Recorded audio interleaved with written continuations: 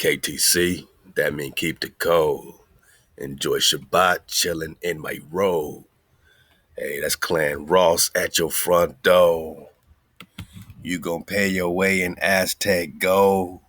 Montezuma for the free throw. Nipsey Hussle let the wings grow. He gon' hit us with that free flow. Hitting Crenshaw in that green low. Hey man, you KTC.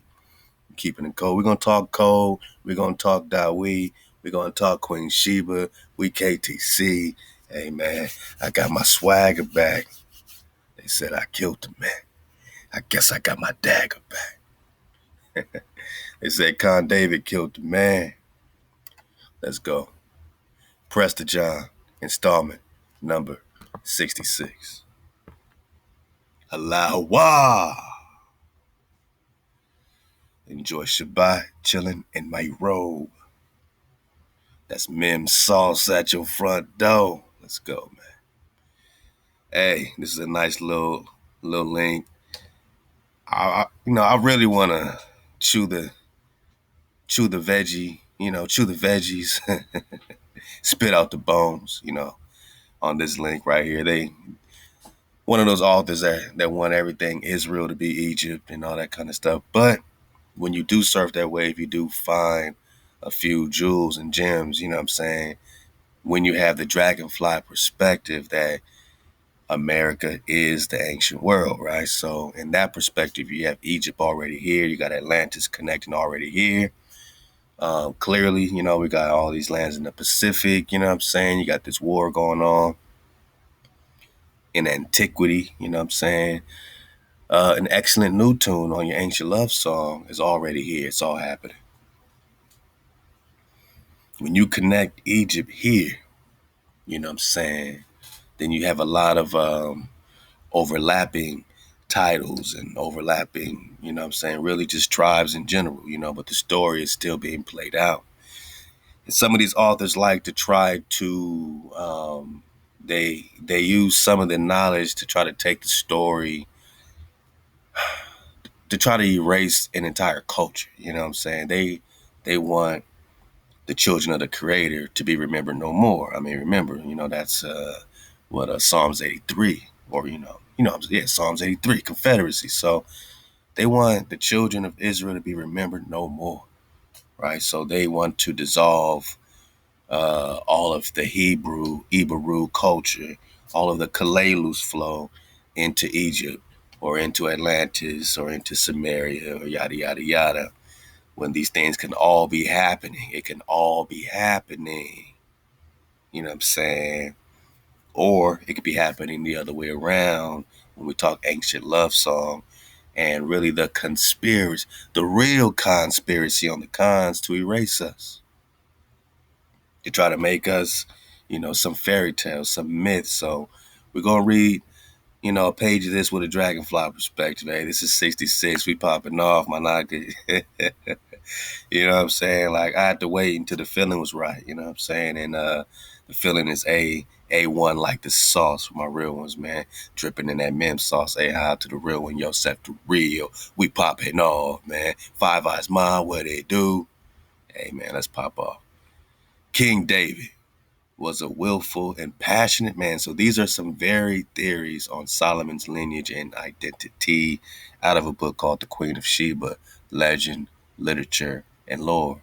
So some folks, like a lot of the books that we read, even by Gene Matlock, is it Matlock? Yeah, that has, Sheba connected with the Shiva and all the India flow. We got that one book that we read, in the greater India on Tuesdays at 432 to Drop Radio. Download the app, you know what I'm saying, that tries to connect all these ancient artifacts and the cities of gold, everything to things learned by what I call Little India, because we know that we are in India Superior. If you don't know, you better ask somebody. Matter of fact, I ain't pulled that map up in a long time, man.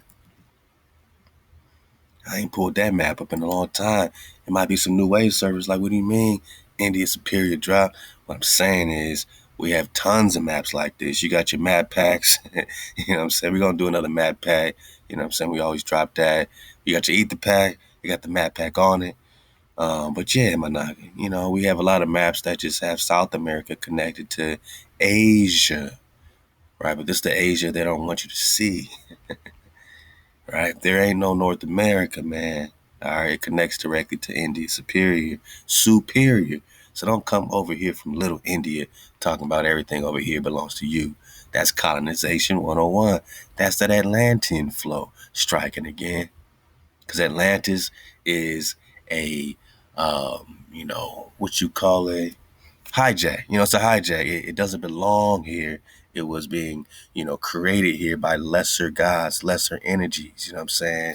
Lesser powers underneath the firmament powers, you know what I'm saying? Underneath the firmament, under the dome, right? They can't connect to the greater light outside the firmament.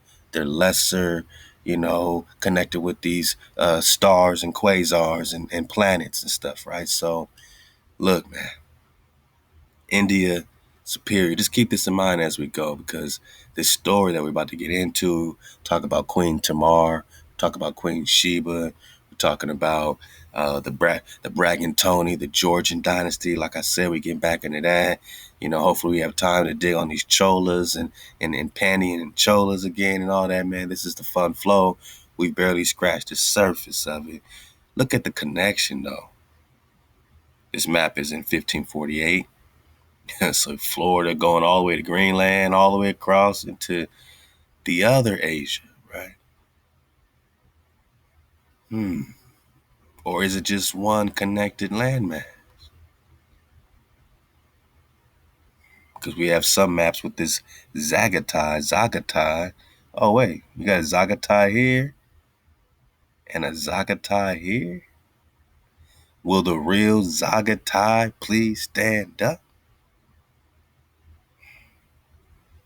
It's just a projection, Managi. Does North America really exist?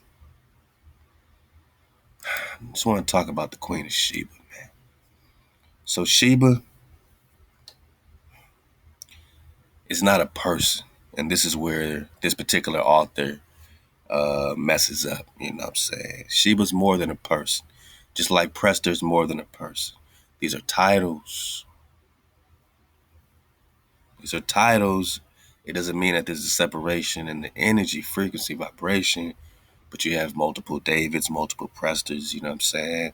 Sons of the Prester, fathers of the Prester, just like the biblical history, just like the flow. I mean, we're connecting it beyond what they can, duplicate, and create their phantoms and all that stuff. You know what I'm saying? So as we read this with the Sheba flow in mind. Read this with the Sheba connection in mind. Read this with all the drought we got from this Forbidden Histories of America. And we're gonna get back in this Mexico and the connection with Maakhah. Oh boy, oh boy. But remember, there was a Sheba flow as well. I'll get back to this. And yeah, we're going to get back into the cities of gold, cities of Shabola. But check this out. I mean, you got the 7 kingdoms of Shambhala. This is the Forbidden Histories of America, Managa. So everything I'm talking about is specifically about America, Managa. We're just talking Sheba, huh? Sheba, we're talking 7, like Shiva, 7. 7 what? Drop? Yeah, like septimania, like sept, right? Shiva or Sheba has everything to do with the 7. They hijack that into Saturn and the 7 this and all this stuff like that. You can't have the number 7. You can't have the 7th day. You can't hijack our numbers, our symbols no more, man. Y'all, they want to take every number, every gesture, every movement, every color. We're talking Sheba. We're talking Shem, my Naga, Shambhala, or Shem Ba.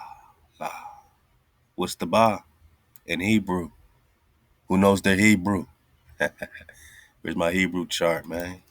I'm just surfing away, having a nice flow, or with my nagas. You know what I'm saying? This is always something that we do in the flow. None of this is premeditated. You know what I'm saying? We got some ideas. We like to kick. We like to drop. But, for the most part, my naga, we literally surf the wave in real time. I got a few things, written out that I want to dig on. I really want to dig on this David Sosslin title. I want to dig on this Prince Madoc 1200s. I want to talk a little timeline with Genghis Khan and try to connect that back to Queen Tamar. But first, I want to connect Queen Tamar with Queen Sheba. You know what I mean? Like, I'm letting you know where we're going before we even get there. It's the Hebrew chart. This one's a little small, but you can see the bod. I do want to get the bigger one because I know some of my nagas, it's hard to see. Some of my nagas hard to see, man. You know what I mean? So we want to make sure we pull this up nice and big for my real ones out there. You know what I mean? Here we go. Here we go, my nagas. Now you see. We're talking Sheba. What's the she? Well, the Olmec, right? The Olmec are the she, right? Don't they use that XI? Don't the Olmecs use that Tau? If you're just going off Hebrew, you got the sh, like the two front teeth, like the sharp. Who's sharp? Pressing, eating, or devouring, or two. Devouring who? We about to get it because we're going to talk Queen Tamar. We're going to talk Queen Sheba and the war, Israel on hijack, right? So Sheba has been devouring for a long time these hijacks. Queen Tamar, all our queens, shout out to all the queens, all the lady dragons on the wall. You know what I'm saying? Lady Deborah and them. You know what I'm saying? Dizzle Fitty, what it do? Queen Esther Managi. I ain't talking Easter. Nah, nah, man. Lady Andros, Lady Miriam, Lady Hannah. I'm talking our queen. Devouring. Okay. What's the ba? What's that ba? We always talk about that mem sauce, love to Yosef. Look out for us. We're talking that mem, the water, chaos, mighty, blood. Put it all together. You got mama. You got a smooth lake or you got a chaotic, super tidal wave. You know what I'm saying? I mean, you choose, my naga. It's going to be mighty. It's all in the blood. It's all in the mud. It's all in the red ruddy. That mem is that water. We got that water flow. What's the ba? Sheba. Ba'at. Family house. So Sheba. Sheba. House. House that is sharp. House that is pressing. House that is eating. House of two. Who's the two? Husband and wife. We're talking David and Sheba. Or are we just talking about that devouring house? The house that devours the hijack. Sheba. Or are we talking about the seven?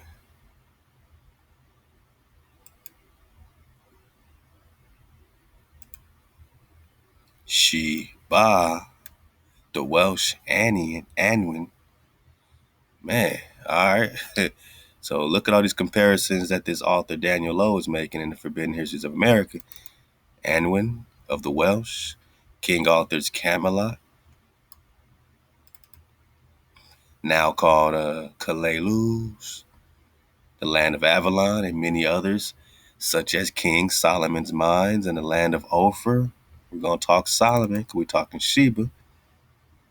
And Moses' promised land, where he sent scouts who brought back pomegranates or Reman, Managa, as evidence of having found it. Why pomegranate? Well, we'll come back to that. All right. So when we talk Sheba, we're talking the daughter. We're talking Shambhala, which is a pure land or a promised land. And you got some more on some breakdowns of Sheba in here that I really want to take my time with. Maybe next time, what I mean? I love revisiting, what I'm saying, the beauty of our queens because we would just, we'll be nowhere without our aquas. You dig?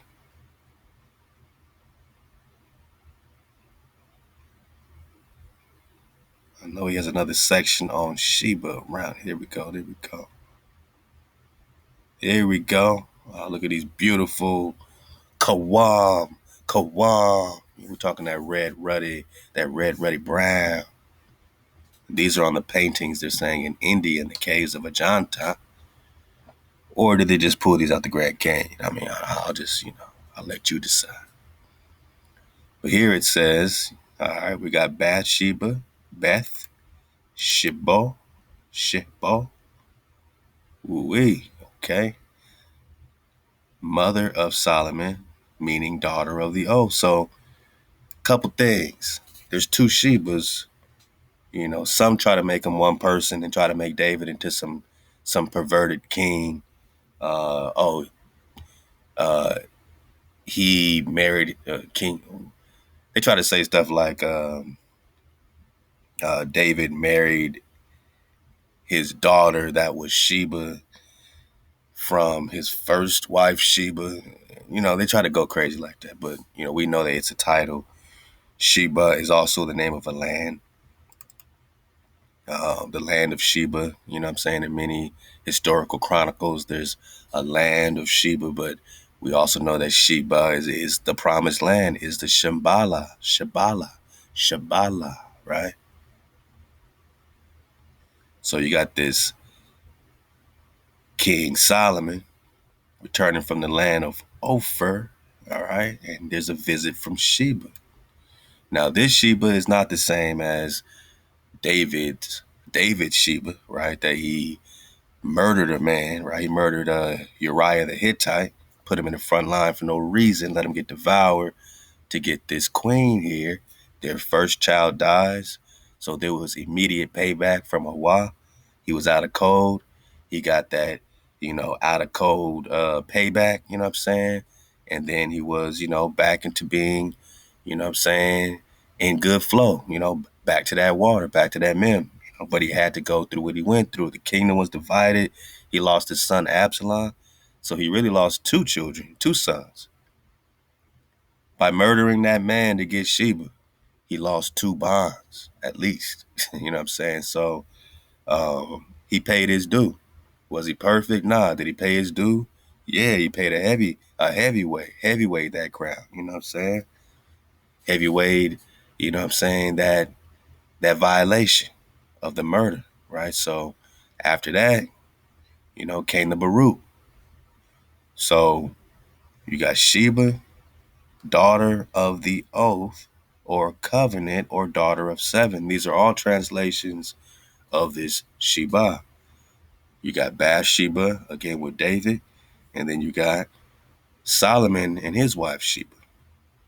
Two different Shebas wearing that title as this queen of the land. You know what I'm saying? Daughter of the oath, of the covenant, which is why we're talking Shem Bala. Daughter of the seven, the oath, right? On the seventh day you rest, the covenant. Genesis 10 and 7.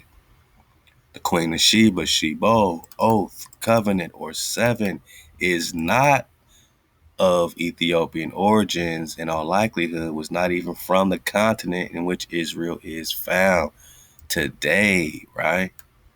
So this author is right on it in certain things. You know what I'm saying? Because it has nothing to do with Africa. It has everything to do with America, my naga. If so, she was from India. Which one? Which India, Daniel Lowe? Do you care to go a little further and talk India Superior next to Florida? Right next to Florida? Right next to Mexico? Right next to China? Where are we, my knocker? Where are you right now? Let's go, man. We popping off. We popping off, man. Because we about to get into this King David flow from this author's perspective, this Deborah M. Harris, you know what I'm saying? But, this is a good background here. And you got all these links. And I'm going to leave all these links in the drop chatter, chatter. So if you want to press the links before the press the pack, just go up in the drop chatter. Password is 1234. I just don't want to leave a lot of stuff on YouTube these days, you know what I'm saying? So let them take that extra step, man. Let them come into the drop chat, man. But if you want the links, come up in the drop chatter, man. All right. I'm going to put them right there in the chatter box. Where's the chatter box, man? Yeah, shout out to everybody, dropping that drop in the chatter box, man. I really do appreciate you. Sister Aya, TLETT Hill. Love you, man. Says, love that Joy World. Yeah. You'll be hearing a lot more about Joy World. We building our fence, 500 code keeping Nagas. Let's all put up at least $10, 500 code keeping Nagas, and let's build a supreme fence for Joy World. Halal HaWah. Let's go, man. Dizzle, what it do? Shabbat Shalom. A lot of family just come in here, check in, let us know, man, that meme is flowing, man. Dragon Child, Halal HaWah. Man, everyone dropping that drop in the drop. You see all these links I've been dropping? So y'all come get the links. They're dropping for you in the drop chatter. I'm just talking David. We just talking David. Let's go. All right. So the Queen of Sheba, oath, covenant, or seven is not of Ethiopian origins, and in all likelihood was not even from the continent in which Israel is found today. If so, she was from India, but I suspect she was of a distant land with ties to India. Like India Superior, ties to India. Let's go. And likely a descendant of Shem, with Sheba possibly being a shortened version or an intended misnomer of Shem Bala, child or children of Shem. And he puts the Hindu on it because, there seems to be this connection in India, where they still rocking Sheba in the caves. We on Prester John 66, so we know that, Prester is the emperor of the three Indias, right? Which one would this one fall under? Which one? Which Asia? Which India? Because we know where we at. So now that we know where we at, we can look at the rest of the earth plane and say, well, where are you? Who are you? Once you know who you are, you can look at everybody else and say, well, who the hell is you? And they say, they start tucking away, right? Okay, so that's just a little drop on Sheba. You know what I'm saying? Let's jump into this flow right here. The Queen of Sheba, Legend, Literature, and Lore by Deborah M. Culture Harris. And again, let's see what kind of gems we could pull out of this. King David was a willful and passionate man who had to own what he wanted, even if it meant killing a woman's husband so he could marry her. So obviously they want to pay David in this, just soak him in this tragedy. You know what I'm saying? Soak him in this transgression. Let's go. Despite David's weakness and sin, God loves this man, shepherd, warrior, musician, songwriter, more than any other. Solomon was the son of King David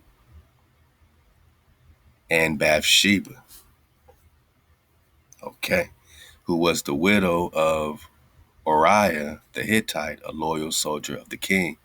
Bath-Sheba became pregnant during an adulterous affair with David while her husband was on a military campaign. When attempts failed to make it appear that Uriah was the father of the child, David resorted to having Uriah killed so that he could take her as his own wife. In a fit of passion and brutality, David made Uriah deliver his own death warrant. And this is from Samuel 11. In the morning, David wrote a letter to Joab and sent it by the hand of Uriah. In the letter he wrote, "Set Uriah in the forefront of the hardest fighting, and then draw back from him, that he may be struck down and die." And as Joab was besieging the city, he assigned Uriah to the place where he knew there were valiant men. And the men of the city came out and fought with Joab and some of the servants of David, and among the people fell. Uriah the Hittite was slain also. So, perhaps David said, well, I'm not going to personally kill him. Maybe I can get away with making a move like that. Obviously, the blood is on his hands, and he paid for it, right? After David had Uriah murdered, he married Bath-Sheba, but the first son of their affair died. She later gave birth to Solomon. So Solomon ends up being the richest, wisest king compared to Buddha and everything else. But he comes out of, this, violation, right? He comes out of this situation where, there was a tragic, murderous violation on David's behalf. But Solomon didn't have to pay for that. Solomon's older brother had to pay for that, being the first son, their first son, as well as you have Absalom, who ended up going to war with David while the kingdom was being divided, and so many others died, because of that. He was shamed and all these things, so he had to bear that, even when you look at the lineage of old David, you got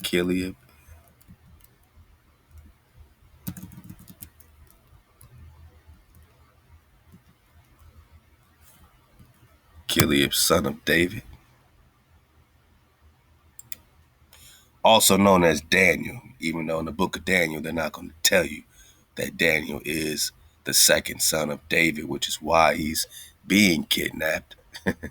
But it's also why he was put up, by, who was it, Nebuchadnezzar, as his number one guy. But let's go. Kileab, also known as Daniel, second son of King David. So, just David wasn't perfect. He wasn't a sinless man. But Rabbi Isaac said that some question whether Abigail was pregnant through David or her first husband, Nabal. Therefore, HaWah arranged that Kileab would resemble David. So Daniel resembled David quite a bit to prove that he was David's bond, which is again why he was so favored in this, Babylonian captivity. It is possible that the name Kileab, which can be translated perfection of the Father, is referred to or cause of that legend. Now, how many sinless men were there again? How many sinless men? Ask a Christian, how many sinless men were there? They're only going to think about one story of a man without sin, right? Yeah, that's Hijack City. Let's talk about real sinless men that kept the code, no power before their power. You dig? You got Kileab, right? So this is David's second son with his third wife, Abigail. So David's bond is a sinless man. Who else? You got Benjamin from the 12 tribes. All right, you got Jesse. Who's Jesse? Yeshai, meaning king or HaWah's gift. Jesse, which seems like where they're getting a lot of this Jesus. All you gotta do is switch the SE and the E into an ES. Let's go. Ishai, right? And he's a sinless man. He's a man without sin. And all you gotta do is switch around these two letters here, and you get another so-called story, man. Those are called phantoms, duplications. Yosef done told you that's typology, man. A figure described in the Bible as the father of David, right? So David's father, Jesse, is a sinless man along with his son. So you see that this frequency is surrounding David, whether or not he chose up in the situation with Uriah, obviously not. But it's in him to choose up, which is why HaWah believes in him and trusts in him. You know what I'm saying? It's in the David to choose up. Doesn't mean that they're not gonna, you know what I'm saying, have a moment that they ain't KTC. You know what I mean? Whether it's this or that or that or this. But that's the frequency we're talking about. That's the magnetism we're talking about, man, when we talk choosing up and, getting back into the 432 to the 9 spiral. So this sinless frequency, this perfection, is in the loins of David, literally his father, literally his son. And David comforted Bath-Sheba, his wife, and went in unto her and lay with her and bare a son and called his name Solomon. And HaWah loved him, even though he came out of a treacherous situation. You know what I'm saying? HaWah, you know what I'm saying, gave nothing but Baruchs to Solomon, right? Now you got Bath-Sheba, that was the most powerful woman in the kingdom, and after that, the king's death, she held the exalted title of Queen Mother. This is where I believe that when the Israelites went off, specifically the Aquas in this case, and started baking raisin cakes, and we got all that connection with the Queen Mother of Heaven and Sheba, they literally started deifying, just like the hijack deified us. You know what I'm saying? We also had, those groups that were deifying David and deifying Sheba, you know what I'm saying, the Queen Mother, baking cakes of the Queen Mother. Whether they're doing that, you know what I'm saying, to her specifically or just some type of spirit of this, it doesn't matter, you know what I'm saying? But this is where you see that they went off. This became what they call the Ishtar and all this stuff in Egypt, which, I think it's just phantoms and reflections of something real, something that started innocent and beautiful and pure. You know what I'm saying? When you talk our queens like Sheba, you know what I mean? You're talking about the high Amazon queens. You're talking about a high level managa of of priesthood when you talk about our queens. You know what I'm saying? So it's not just some male priesthood. It's a priesthood that is a balance with our aquas and our ox. We always had a balance, man. It wasn't what they made it, you know what I'm saying? So we give honors to our aquas, you know what I'm saying? We give that voice and that stage and that AOP to our aquas, you know what I'm saying? And, it's all in order with HaWah, you know what I'm saying? So Bathsheba was the most powerful woman in the kingdom. And after the king's death, she held the exalted title of Queen Mother. She was involved in court intrigues and worked to ensure her son Solomon's succession. Ancient Israelite kingship, like the pharaohs in Egypt, emphasized the divine connection between the king and God. Solomon was considered son of Yahweh, son of HaWah. Like the pharaohs, Solomon and other kings of Israel were legitimatized by a formal anointing ceremony, but were not considered as actually divine. So how did they get deified? It appears that antiquity, as they created it, deified our actual people. And just like Yosef breaks down with the Caesar's Messiah, you know what I'm saying? They'll turn us into saints even though they don't like us. They'll turn us into saints even though we died fighting them. They'll say, yeah, I respect him. You're saint such and such. We'll worship you. Sick motherfuckers, sick bastards, man. So deifying us is what the hijack do, because they ain't got nothing real, man. They ain't got no real ma'am sauce. Hijack ain't got no mem sauce, my nuggets. So they got to get it from us. So, watch this particular spin, and we're gonna get some nuggets out of this. But this is when one of those authors that's gonna try to go crazy just to defame, what I'm saying, or degrade the character, what I'm saying, of King David as to, oh, Queen Sheba was his mother and daughter. I don't was his daughter and his wife. Like he married his daughter named Sheba. They're gonna get into that because they can't find a connection of it being a title and not just one person. Although they're gonna separate the title of Tamar, very easily, but they can't do that with Sheba for some reason. So let's read this, piece, but focus on the Queen Tamar because this is very, very interesting, my nigga. Religious scholars and archaeologists have highly debated the very existence of King Solomon. Ralph Ellis proposes a novel theory. Remember, we're just talking theories, Khan.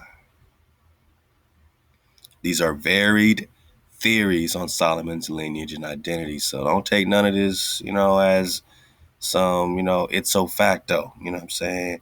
We're just talking a few theories, and here's one of these theories. All right. So religious scholars and archaeologists, whoever they may be, have debated the existence of King Solomon. Now, this guy named Ralph Ellis, this jabroni, right, he proposes a novel theory that may solve the problem of researchers' claims that Solomon never lived because they claim there is no evidence to prove his existence. Ellis writes that the title Queen of Sheba title, and so they're going to say it's a title, but let's see where they take it. And Solomon's mother, Bathsheba's name are the same. She was both daughter and wife to King David. Come on, man.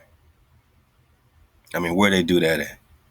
How can you admit it's a title, but you can't have a Queen Sheba as Solomon's wife and a Queen Sheba as David's wife? You can't separate that and see that David married a Sheba and Solomon married a Sheba. Just like you could say that that queen married a David and that queen married a David. Doesn't mean that's her son. You know what I'm saying? That's a lot of hogwash. But let's keep going, man. According to Ellis, Bathsheba's affirmed name was Maakhah Tamar the second. Now, this is the spot right here that I want to focus on, man. This is where we make our stand right here, Drop Nation. Let's go, man. Hey, Drop Nation, y'all out there, man. Everybody good? How y'all reeling? How y'all really reeling, man? Talk to me, man. How you really reeling? Right, right, right. You know what I mean? But it's all good, though, right? It's all good. You know what I mean? Because you're going to have a plan because you KTC. You'll get through it, my noggin.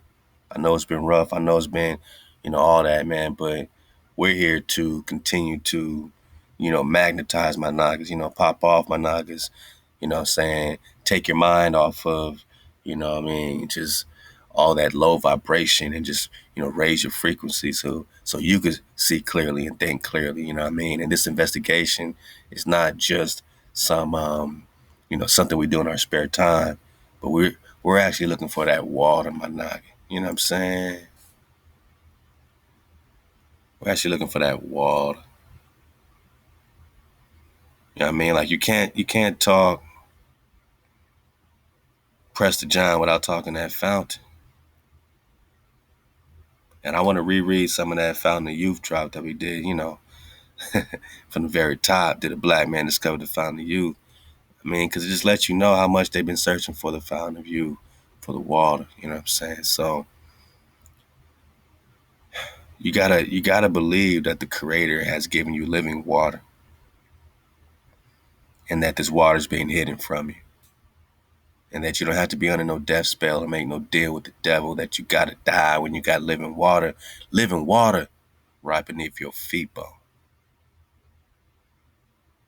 You just have limited your perception. You think it's unreachable. You think it's unattainable. That's your problem, not ours.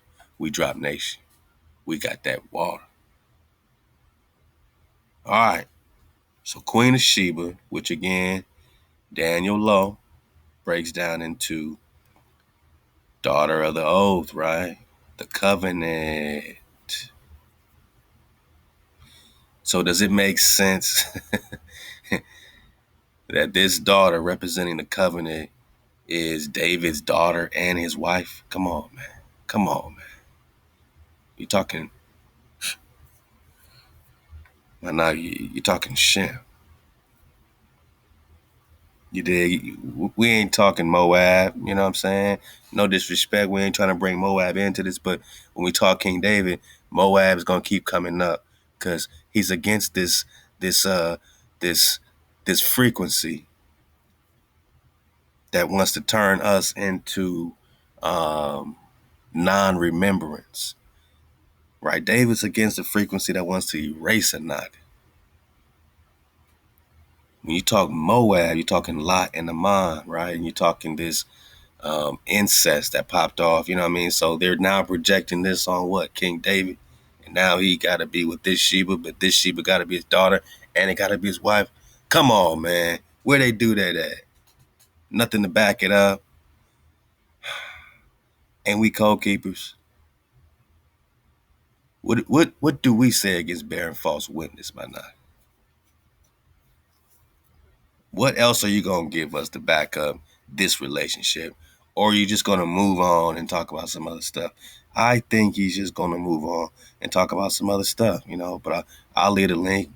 If you find some greater evidence, you know what I'm saying, let us know, man. But other than that, Queen Sheba is a title. We are talking the covenant, the daughter of the oath. Yeah, man. Yeah, man.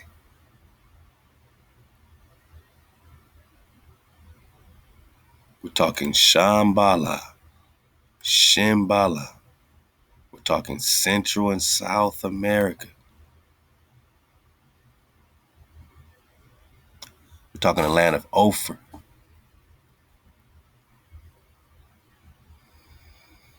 We're talking the Queens. We're talking the Khans. The land of promise, the land of purity. Yeah. So we see clearly. What does this author see? This author sees a connection between Sheba and Queen Tamar. You're going to see how important this connection is. I mean, this is really that nugget, you know what I'm saying, right here. And she became second chief wife of King David and was Solomon's mother. Right. Because the original Sheba, who had Solomon, yeah, that's his mother. Okay. So Queen Tamar is Solomon's mother. She was David's daughter by her namesake mother, Maakhah Tamar the first.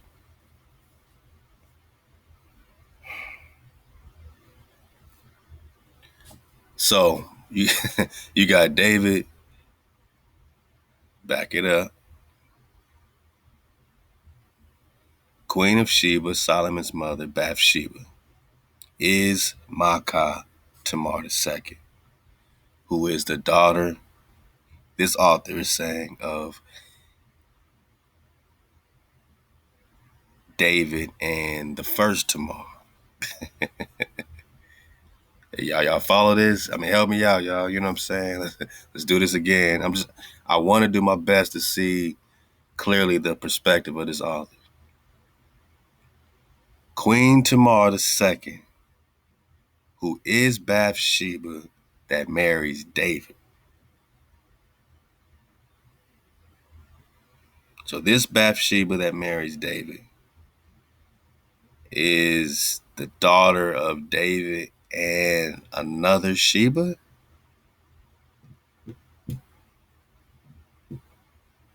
So if you're going to compare this to biblical history, I mean, look, hey, I'm in it for the truth and for facts. You know what I'm saying? When we first started this King David investigation, we didn't know, or this Prester John investigation, this is before we really comprehended Hosea 3. Hosea 3, Search for HaWah, and David came about, I want to say almost halfway through our Prester Johns when we realized we've been doing this the whole time, searching for our creator, which is KTC, keeping our code, and King David. So if you go back in our original Prester Johns, we're asking, is Prester John a hijack? Is he not a hijack? Is he Genghis Khan? Is he da da da da? We threw all this stuff out there because we trying to figure it out. Then we got hot on the trail, and then we started getting more of that water, of that mem sauce. Right. Now we hot on your trail, right? We used to be like, we on your ass, Preston John. I got too much respect for the Preston now to say that. I'm just going to say, we hot on your trail, Preston John. Because, I got that water. I got that mem sauce. But to these hijacks, we all your ass. We on your neck bone. So follow this author and let's just get their perspective so we can at least say that we see what they're saying. Whether or not we agree with it is something different, but Queen Tamar II is Bath-Sheba, right, who was married to Uriah the Hittite. And she's actually David's daughter. So David was looking at his daughter like, hey, come on, man. Come on, that don't make no sense. If it's David's daughter, wouldn't she naturally just be around him? Like, wouldn't she be at all the parties when they have a conversation face to face anyway? Like, why would he have to do all that mischief just to get, what I'm saying, the attention of his own bot? Like, that doesn't make no sense. She'll be in the same house, the same flow. It wouldn't be no mystery. But what is with this Tamar and Sheba connection? He says she became his second chief wife of King David and was Solomon's mother. All right. She was David's daughter by her namesake, Maakhah, Tamar the first, who disappeared after the death of King David. Mm. He's just jumping around a little bit too much for me, man. Because now, okay, so what? I mean, you're saying that even with Moab, you know what I'm saying? Even with Moab, even with the incest of Lot and Ammon and all that, they said they had to do that because if they didn't do that, they couldn't have no heir or whatever the case is. David is already married, admittedly, by this author, to Bath-Sheba. Or if she's the daughter of the first Tamar, then he's already married to the original Sheba. So when did David marry Sheba in the script?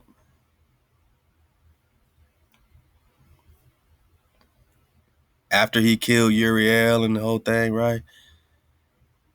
That would line up and say, if you're following this author's suggestion and you're trying to tie it in, to the script, then that would suggest that David, who was already married to Sheba's mama, then killed a man to get the daughter of Sheba, who's also his daughter. I mean, that shit just don't make no near not another sense when you're talking King David, who has about 300 wives and 700 concubines or something crazy. You know what I'm saying? Like, all the women he got, and he got to kill a man to get his daughter.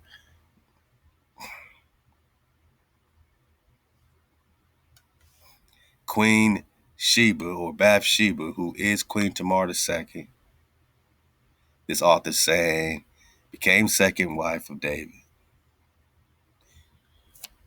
All right. And that this next Sheba, who's the daughter of the first Sheba, was Solomon's mother. And she was David's daughter. I mean, this is why I got to do this with y'all, Drop Nation. I don't do this. If I was doing this by myself, man, I would have threw this laptop by now. This shit is cray-cray. But I just want to bring this in and draw some connections and to show y'all what other authors are digging on around King David. And instead of just telling you the real drop, you know what I'm saying, they got to muddy it up and try to muddy up King David like some super incest nigga, you know what I'm saying, when I already got a beautiful queen, but then I can't even say it. Like, so, you know what I'm saying? I need the daughter of me and my beautiful queen. And then, now that becomes Solomon's mom. She was David's daughter by her namesake, all right, who disappeared after King David's death. So the first Tamar, right? Because Bath-Sheba, who David killed Uriah for, this is Tamar the second. So her mama disappeared after David died.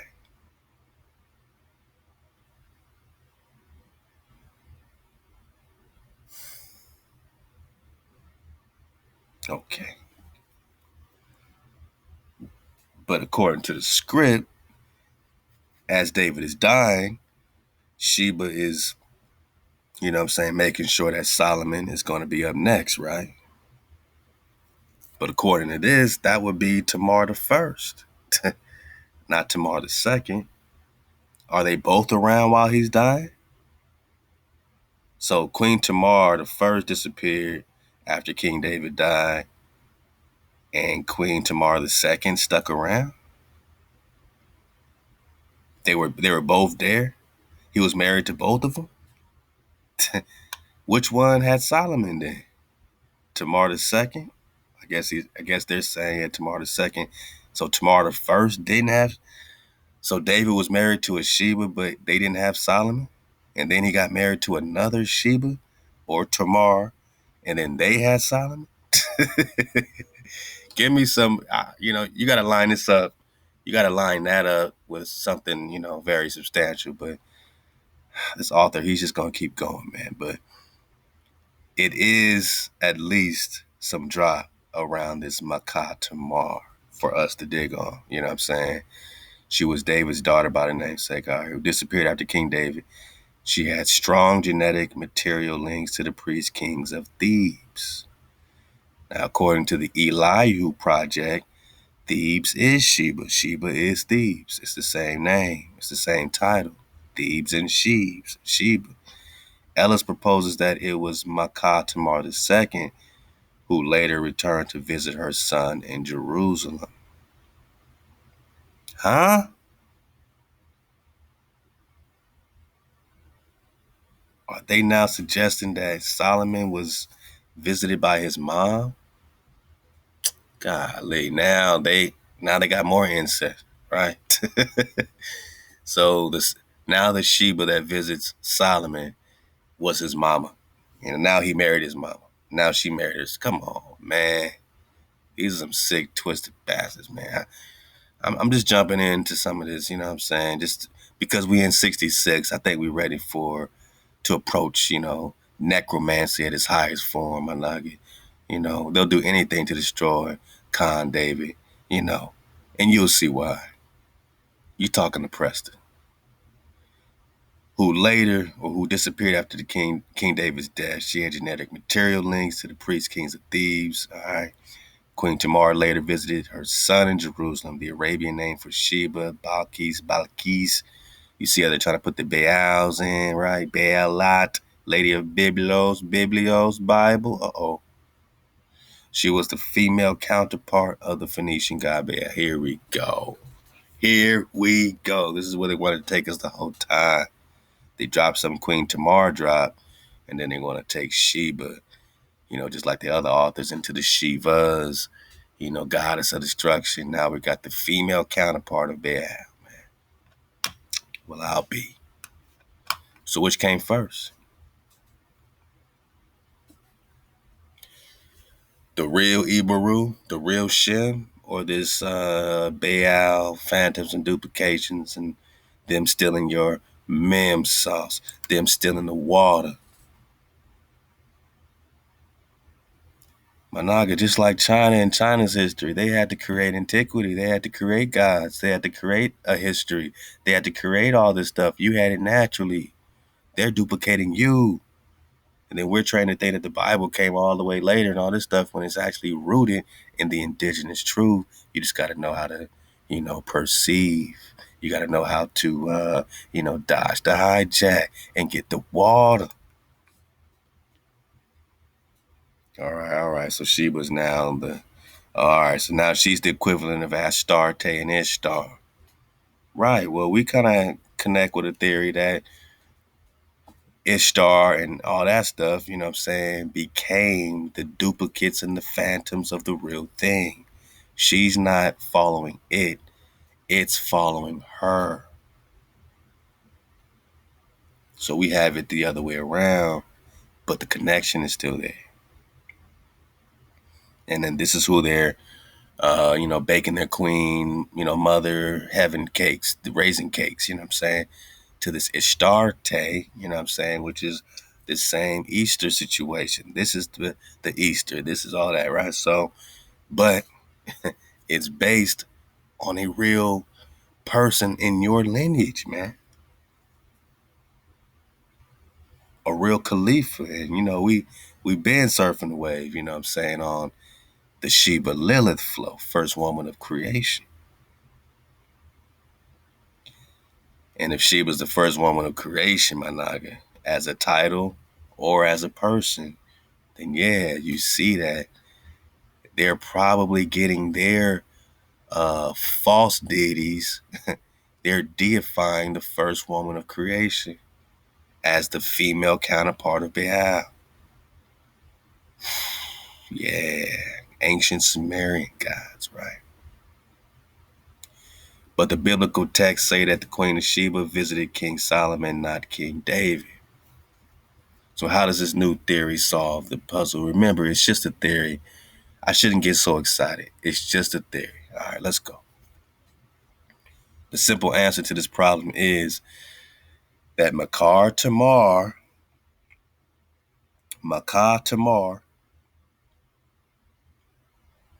is Bath-Sheba, the Queen of Sheba, was not only the wife of King David, but also the young mother of King Solomon. Man. Or Queen Tamar the First is the original Bath-Sheba with David, with King David.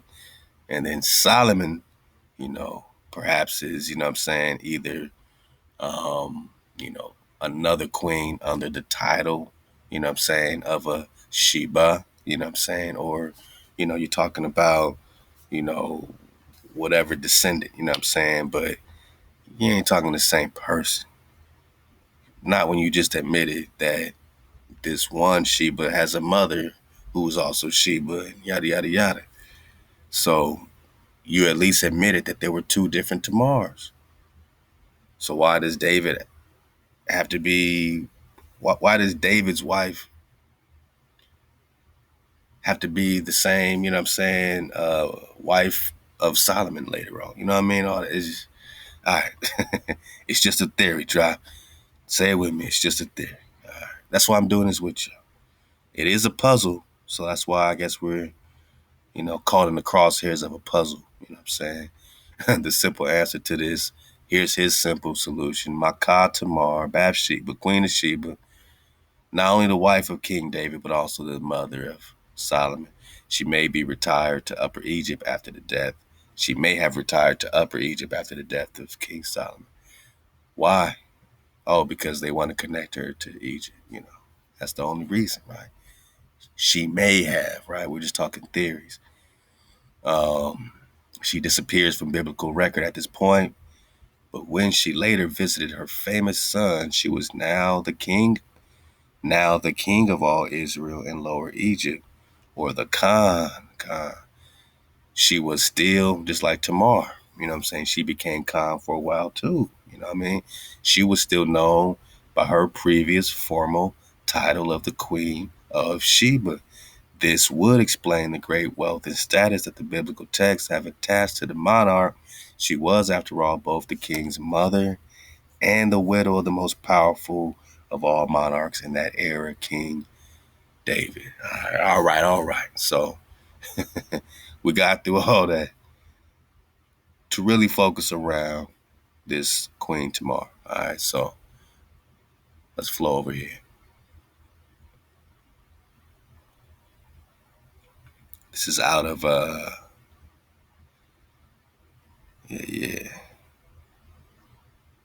Legends about the secret burial place of Queen Tamara. Holy Queen Tamara the Great.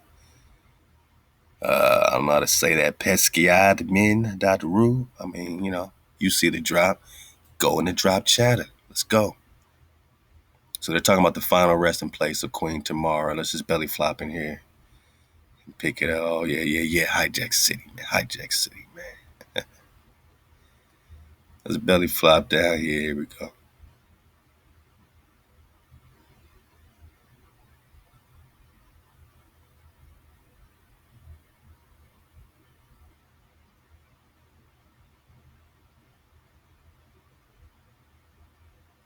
All right. Whereas in Georgia, there is a Dawn, like any woman, Tamara managed to recover from emotional wounds, and she is trying for the first time to find happiness in marriage, who became of who became her new chosen one. So I'm belly flopping in here. We're back in that Georgian dynasty. I just jumped into it. But yeah, I'm just connecting all this stuff in history, right? This world history, the Tamar era. Okay. All right. Just remember Tamar Sheba, right? Tamar Sheba. Okay, let's go. The Tamar era is a time when the bloody dawn is taking over the world. In the east, in the steppes of Mongolia, Temujin is plotting his future empire, becoming Genghis Khan. Just put it together. Tamar Sheba. Tamar Sheba. At the same time this David Sheba business is happening, Genghis Khan is plotting something, right? Just like the Prester John Genghis Khan connection, Genghis Khan is plotting something during this King David flow, Khan. And in our recon, 1202, it popped off. Genghis Khan goes to war with Prester John. And, it's happening right here. It's happening right here in what they call Tangu. Where's Tangu? Right here. Tangut. So look up a book called The Swords of the East. Talks about a war with Genghis Khan and Prester John right here in Tangu. When? 1202. Let's go. So Tamar Air is popping off, right? Tamar Sheba. Let's go. Genghis Khan is popping off at the same time. Okay. The Third Crusade is raging in the West, and the formidable Saladin, having defeated the Knights of Europe at Lake Tiberias, enters Jerusalem. Jerusalem is being hijacked. Let's see. Jerusalem's being hijacked. Genghis Khan is invading. Genghis Khan is invading Jerusalem. America. The covenant, the oath. In the north, in the Dnieper steppes, the Novgorod Seversky prince had just made his unfortunate campaign, and one of the brilliant contemporaries added the word about Igor's campaign. Russia. I just kept talking about Igor and Russia. Don't separate this stuff, man. You know who the RUS are by now. This is all happening, my nugget. They're presenting this stuff as separate events, separate times, on separate da-da-da-da-da. But this is all happening at the same time. In world history, the Tamar era is blah, blah, blah, blah. Genghis Khan is blah, blah, blah, blah. The Third Crusade is blah, blah, blah, blah. This is 1202. This is 1200s. Dark ages, my naga. Forbidden history of America, my naga. And when you talk about them RUSs, we already made it very clear when we talk them RUSs.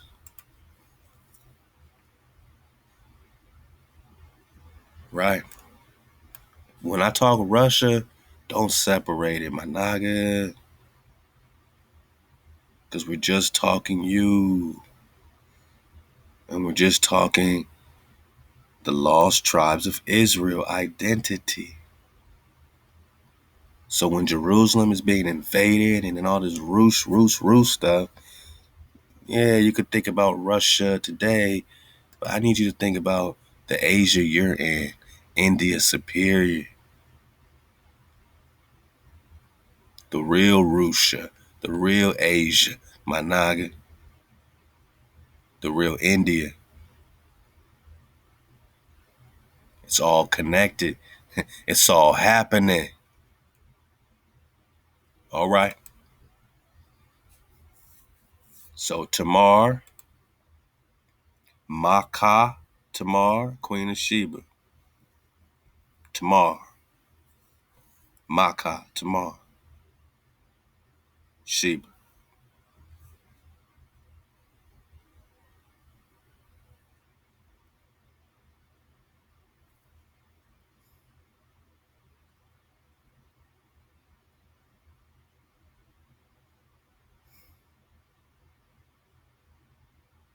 Bath-Sheba's affirmed name was Maakhah Tamar, right? Let's go. Whereas in Georgia, there's a dawn like any woman. Tamar managed to recover from emotional wounds, and she is trying for the second time to find happiness in marriage. Who becomes her new chosen one? This was a person familiar to her from early childhood, and his name was David.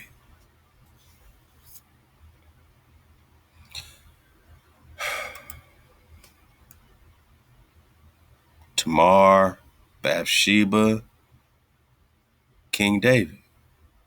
King David, Tamar, Bathsheba. Forget all their other theories and all their who's the daughter and do. None of that shit makes sense.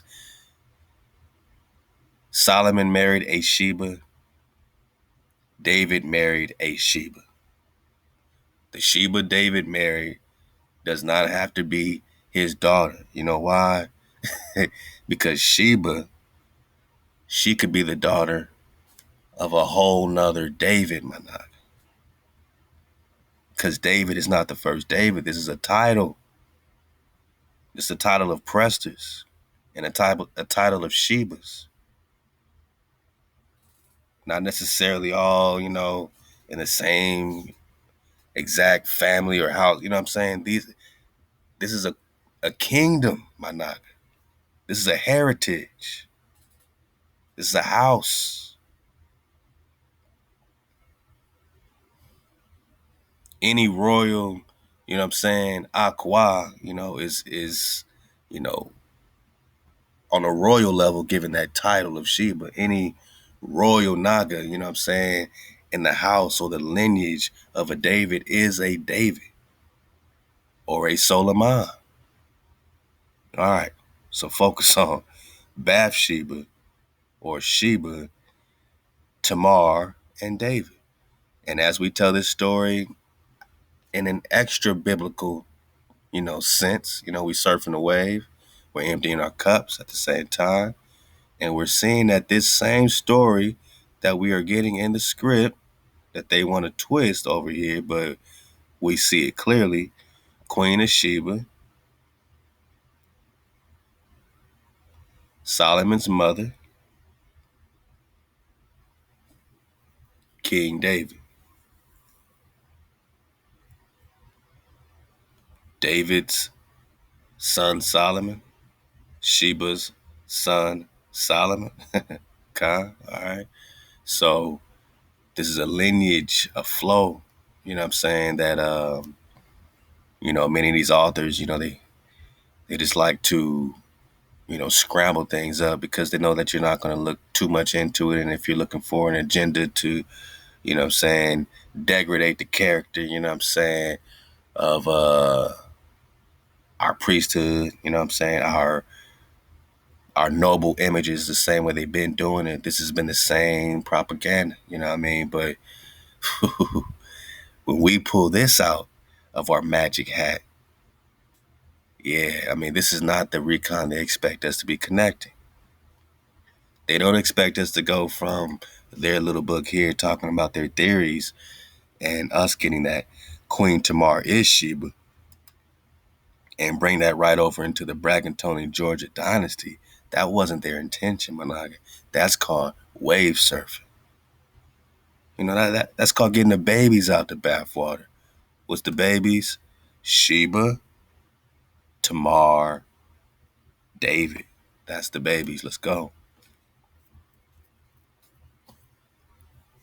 Tamar managed to recover. All right. This was a person familiar from her early childhood. His name was David. He's the son of the Ossetian king. We'll go back into Ossetia. You know what I'm saying? And it's all going to connect. The Ossetian king. These are the Presters. It's the same thing. You know what I mean? As the Allens, the Allens, the Georgians. You know what I'm saying? But the Bragantonis, the Bracadads, all these different names for them. David, son of the Ossetian king, like Tamar, was brought up by Aunt Rusadan. Now you're gonna see Rusadan pop up, quite a bit. Now, my wave surfers already know, what I'm saying, that we've been digging on a lot of these connections with this lady Rusadan. And look, let's see. This is Lady Hannah, right? Jewish queen of Tahama. They say same time period as the Tamar situation, right? She's the wife of David. Okay.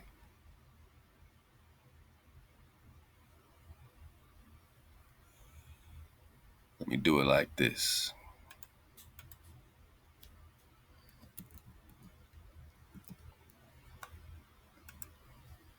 A separate searching genie. Just keep the other one in mind. Now we're just looking at David Soslan, right? Estimated before 1302. This appears to be this David that was married to this Tamar. But let's see. He's the son of Raja Hiraja Chola II, or Prester John, brother of Soliman. Let's check out Soliman.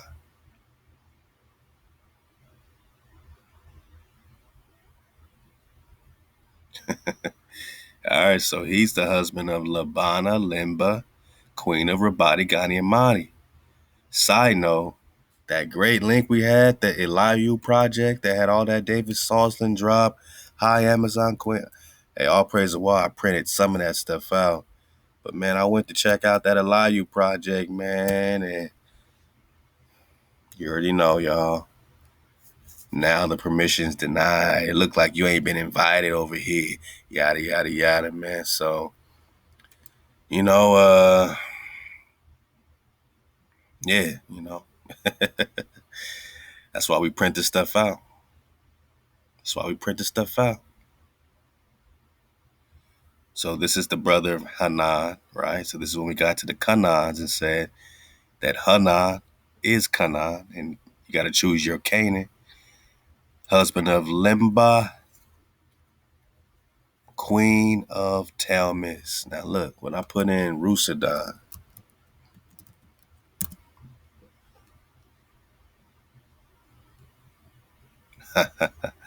you get the Rusadan Bragationi.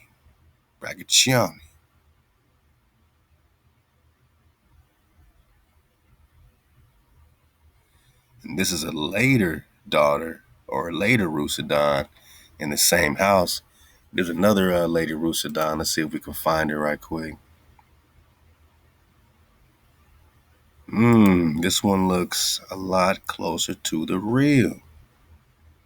Around the same time period. This is almost 1100s. ex-wife of David the Fourth, King of Georgia. Uh-huh. Uh-huh. Hey, man, I can't make this stuff up, man. So she is the mother of Dimitri the First, King of Georgia, Kata, Irina of Georgia, Prince George of Georgia, and Prince Tamar, daughter of David the Fourth. So she's the mother of Prince Tamar, who's the daughter of David the Fourth, because she was married to David the Fourth, right?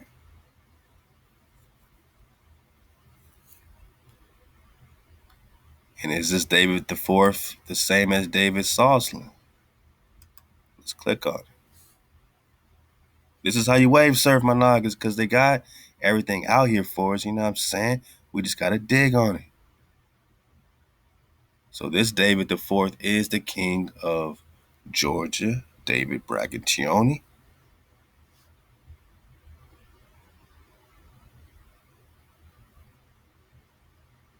Now he's the father of, all right, yeah, Prince Tamar, got that.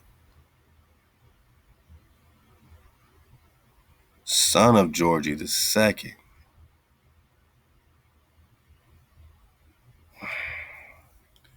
So that's why this David and George title kind of go hand in hand, and that's why I think Genghis Khan was also connecting himself to the George title. And when you have these King Georges later, we keep saying that these original Georges were not hijacks, but that they've hijacked the George title, just like the David title. Ex-husband of Rusa Da.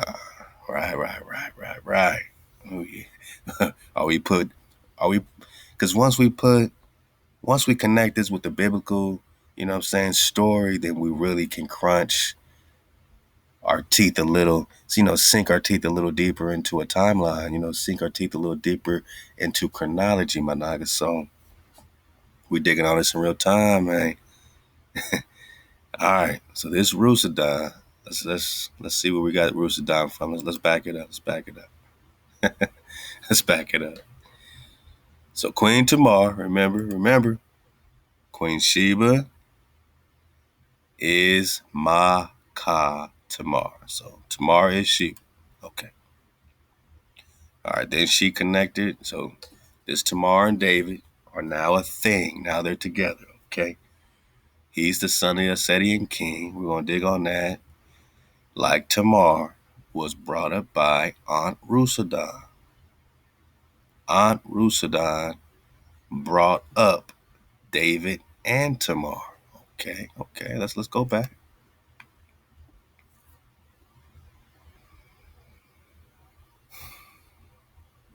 So this David, king of Georgia, is the husband of Rusadon. So she wouldn't be his aunt. Okay. Let's go back to Rusadon. Right. She's the mother of Tamar. So Aunt Rusadon would be bringing her up because that would be Tamar's mother, right? Tamar was brought up by Rusadon.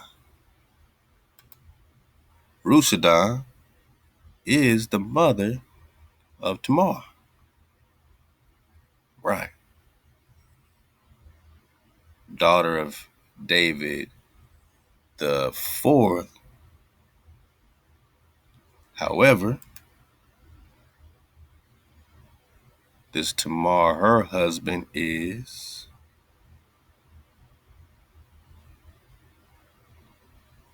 daughter of David the Fourth, mother, wife of. All right. So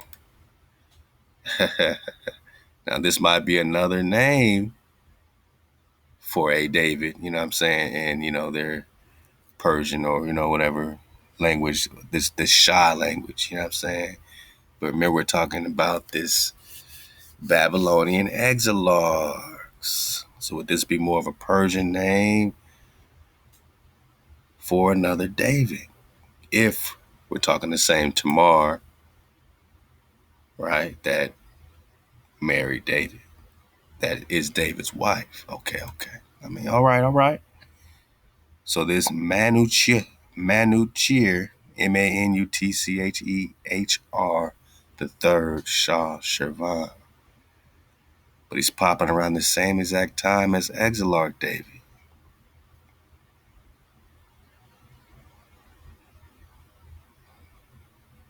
Hmm.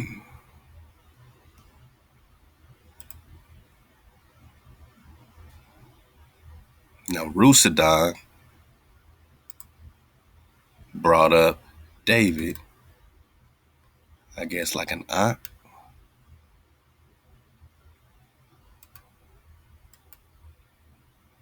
Now that Rusadon is married to a David. Now, wouldn't it make sense that this Rusadon and this David also have children that carry the David title?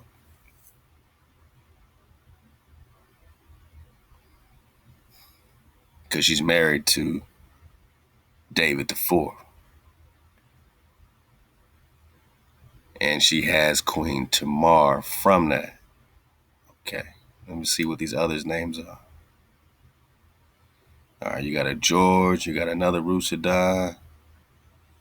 You got a Princess Rusadon of Georgia. Now, this might be the only.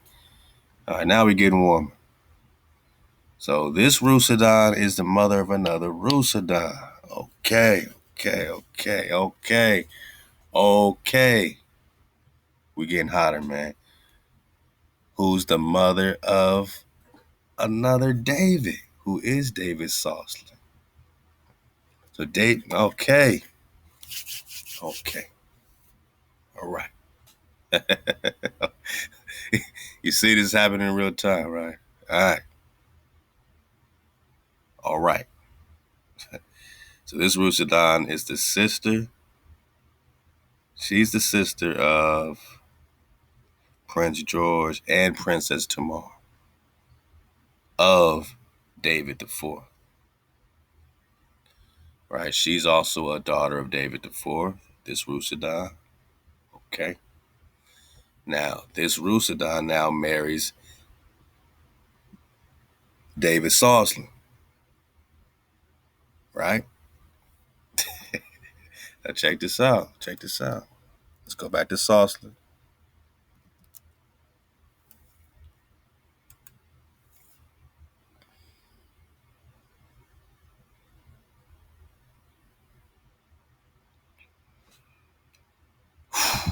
All right.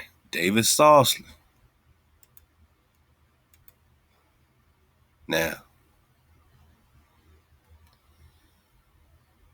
his mother is Rusadon, right? Remember, Aunt Rusadon brought up little David, right? Okay, all right, all right. And this David, his mother is Rusadon.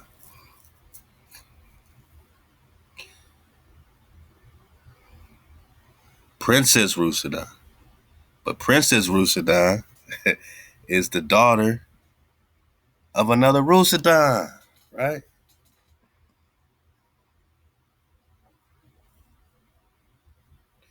Who's the mother of Queen Tamar or Princess Tamar? That's what I'm talking about, especially when they talk Shebas and David, his daughter is a Sheba. And he must be married to his daughter because she's Sheba. Rusadon is a title. Sheba is a title.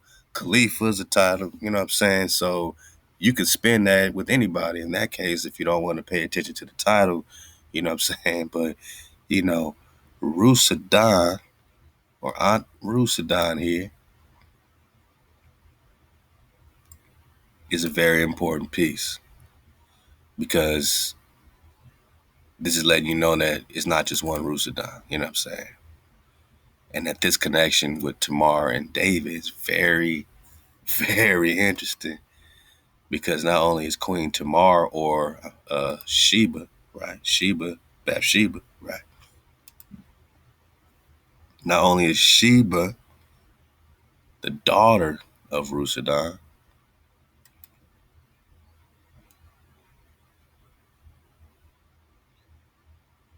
But the same Rusadan is the mother of Princess.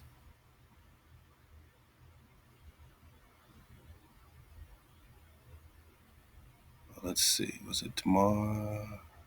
Let's go back. I gotta take. Oh yeah.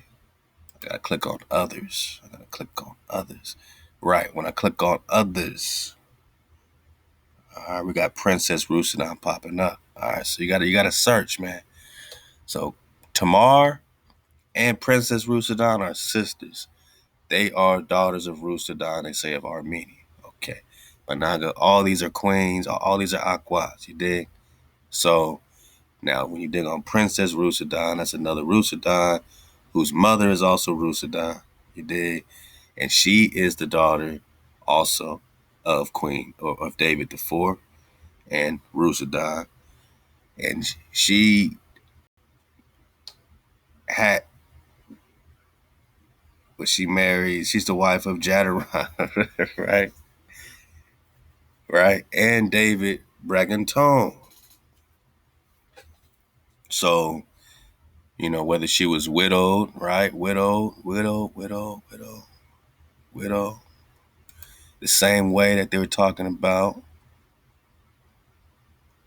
with this Tamar situation. You know what I'm saying? We'll get more of the story, but you'll realize that she was married and then she got widowed and then she, remarried into the David flow, right? So she became happy after she remarried into the David flow, right? So let's click on,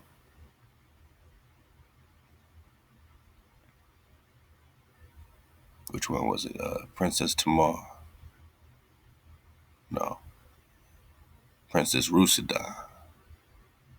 All right, Princess Rusadan. She's the mother of another David, king consort of Georgia. Let's click on this David Sauceless. This is why we got to approach it with a dragon. Flit eye, perspective, and Prester John, installment 66. HaWah.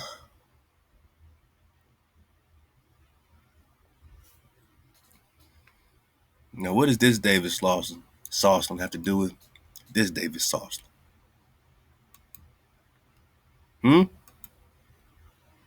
Would you venture to say it's the same David Sauceland? This time, they got his date way more accurate, right? We got 12th century all day here, right? This is leading up to this Genghis Khan situation, 1202 invasion, right? Genghis Khan invades America, invades King David, Prester John, but which David? Which David got invaded? You know what I'm saying? Was it this David or was it his pops? Because he's the son of King of the Islands, Jadaron. Wow. So that David Sauceland is this Jadaron's son, who would also be a David. This David Sauceland is the son of who?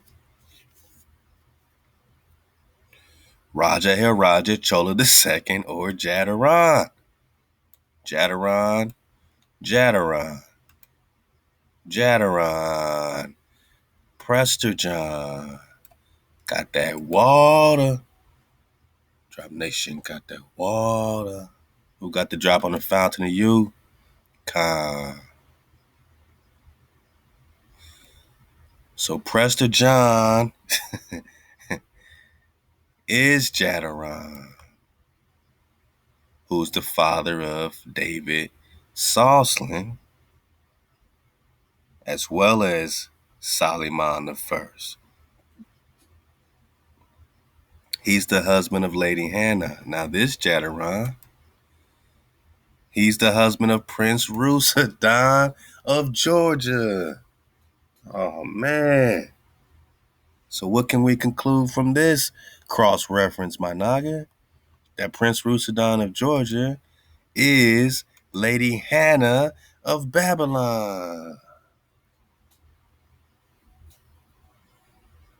Both of them are the wife of Jadaran, Prester John, and mothers of Soliman. Back to the Queen Tamar's Khan. Okay. Lady Hannah plays heavy because she is Rus Sudan. And Rus Sudan has everything to do with the Ann Rus or Lady Ann Rus, Managa or Rusha, right? Right, right, right. Okay. And this Princess Rusadan, who is Lady Hannah, wife of Jadaran, Prester John, this Princess Rusadan is the daughter of David the Fourth. So the daughter of David the Fourth marries Prester John. The daughter of David the Fourth is Lady Hannah, letting you know how deep these title Davids go and that you can continue the lineage by tapping into this Georgia dynasty situation, this Bragantine dynasty, which is all Judah, Managa, and is giving you a timeline. And when we talk Prester John, we say which one? You say Genghis Khan invaded Prester John. We hear that a David fell, that King David was killed. Which one? David Soslan, David the Fourth. Which David? That lets you know how silly this joint is over here, talking about this King David Bath-Sheba situation, right? Because for you to say David's daughter was this and David's wife was this, we're saying which one? Which David? You're not specifying David the Fourth, David Soslan. These are titles. You can't be that reckless, man, when you talk David, man. You got to specify what you're talking about. Now, this Rus, Lady Hannah, is Rus, right? She's the mother of who? Or excuse me, the sister of who? Princess Tamar, right?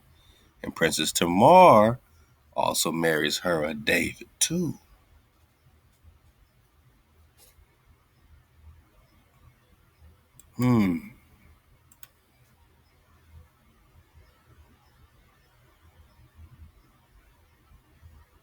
But they have this Persian name on here. You think she would marry someone outside of her flow?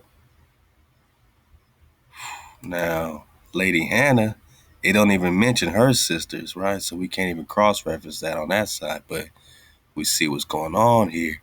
You know what I'm saying? Tamar is the daughter of David the Fourth.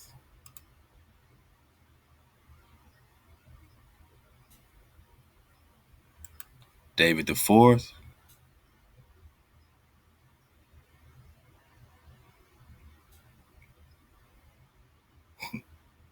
Right. Okay. David the Fourth. David the Fourth. Let's go back. Raja Hiraja Chola the Second Jadaran, who was the husband of Rusadan, okay, or Lady Hannah. Got it. But that's Princess Rusadan, who is the daughter of David the Fourth. Okay. Also father of Asdai, Salimah, and Hanan. Okay. David the Fourth, you know what I mean? This is where you're getting this George title, because he's the son of Georgie the Second. Now we're getting into that Ossetia title. And they just said that David was an Ossetian king, Khan, the son of the Ossetian king. So, you know, that the family is very, you know what I'm saying, interconnected, you know what I mean? But it's a large family. It's a kingdom, you know what I'm saying? These are royals, right? This is the Israelite, high level Nagas, especially the exilarchs, during this Babylonian captivity. You're talking about the royals, my naga, the nobles, my naga. You know what I'm saying? So, all right.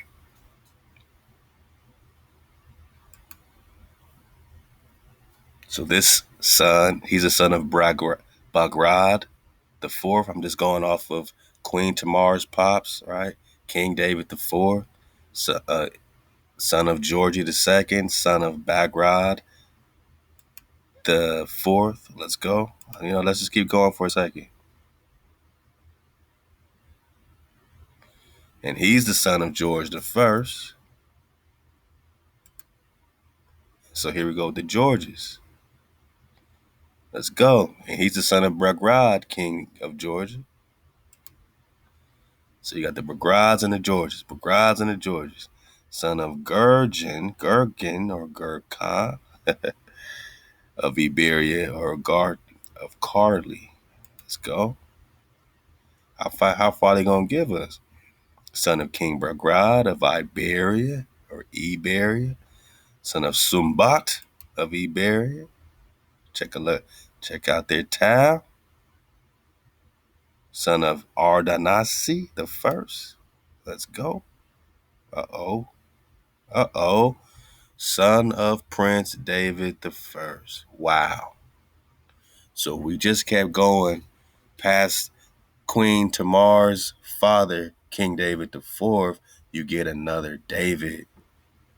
This is why I'm asking this author here before you try to make, David marry his daughter, because this Sheba had to marry a David and this Sheba had to marry a David. You're talking about these Tamars, which is also a title. And you're talking about the Davids like the Davids. And it's always been about these Davids. This is your Amara Khan history, my nigga. But they have it in all these, all these twists and all these other patterns, of something called Iberia. But you're not going to connect Iberia to Cavaria, are you? To the Kebers and the Ebers. The Bragantoni of Tau. That's why they got the Tau on the crest, right? The Bragantoni of Tau, my nigga. Right in your face bone. So son of Prince David the First of Iberia. Then you go back to the Bagrids.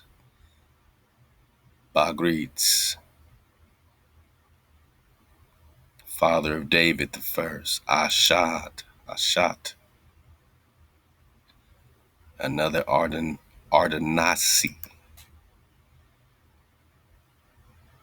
Husband of unnamed wife. So they're not even telling you anymore the fathers at that point. So they stop us right here. It's as far back as we get, searching the Davids on that line of things. And all these are titles. These are not names. All these are titles. You know what I'm saying? So don't think we're talking names here when it's all about the title.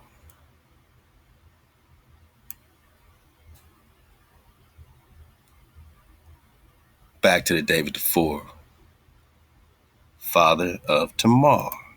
All right.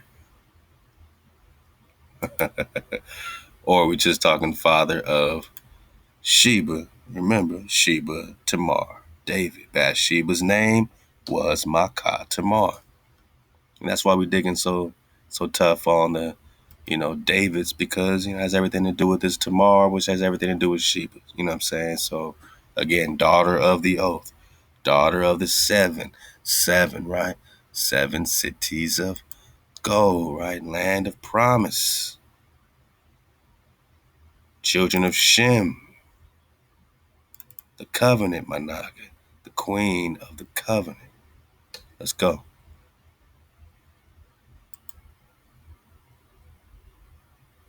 All right. Yeah. Yeah, man. So, I was just digging on this David flow with David Salston over here and Queen Tamar, and we could pick it up right here. Georgia was once again secure, and in 1192, Tamar gave birth to the future George IV. Let's see if we have that over here lining up in this genie doc. Let's get back on Queen Tamar.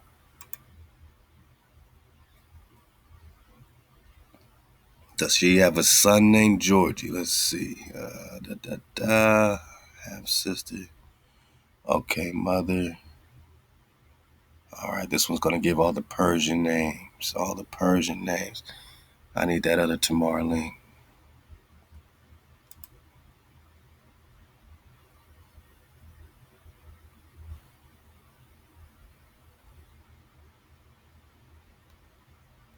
I know they're not gonna give us all the Lady Hannah's drop, man.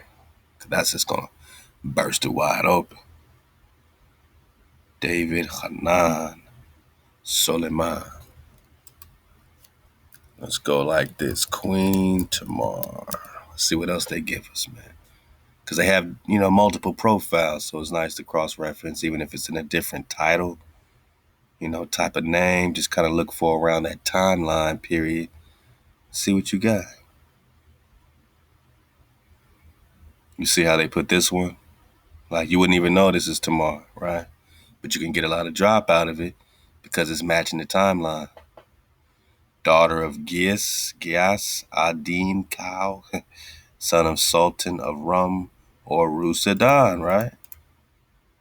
So they're talking the same Tamar and Rusadan. So this is, what I'm saying, the OG Rusadan, queen of Georgia, wife of Mu'in al-Din Suleiman, right? Solomon, wife of Solomon is Sheba. This is why they trying to change up the hot sauce, man. But over here, you got Tamar, queen of Georgia, wife of David, right? Because you have another Tamar, because there's Tamar 1 and there's Tamar 2, which is why I do appreciate this link, because at least it gives us that there's Queen Tamar the second and there's Queen Tamar the first. So we know there's multiple Tamars.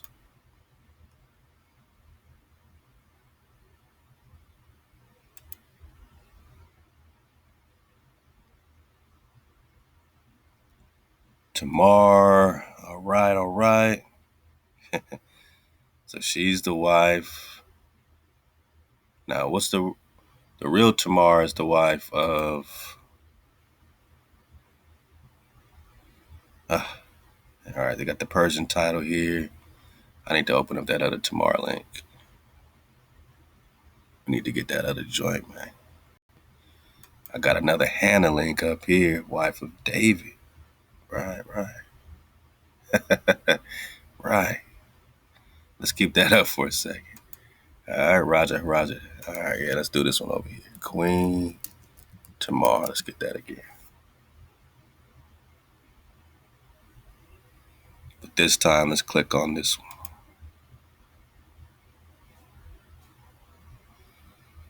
All right.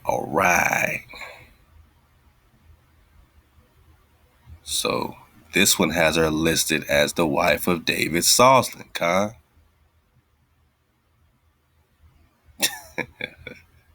Right? Here she's the wife of David, right? Because that's what Tamar is, right? You know what I'm saying? Tamar, who's her new chosen one? And here comes David. So we know that's rocking with the Georgian history and the biblical history, because we got a David Sheba, right? Because Tamar is Sheba. God. Bath-Sheba's name is Tamar. God. Maakhah Tamar. Got it.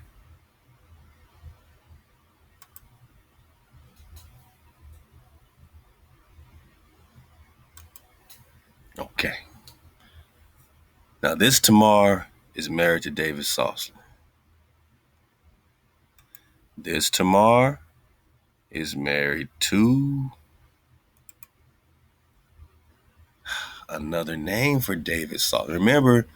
Remember, David is exiled during this,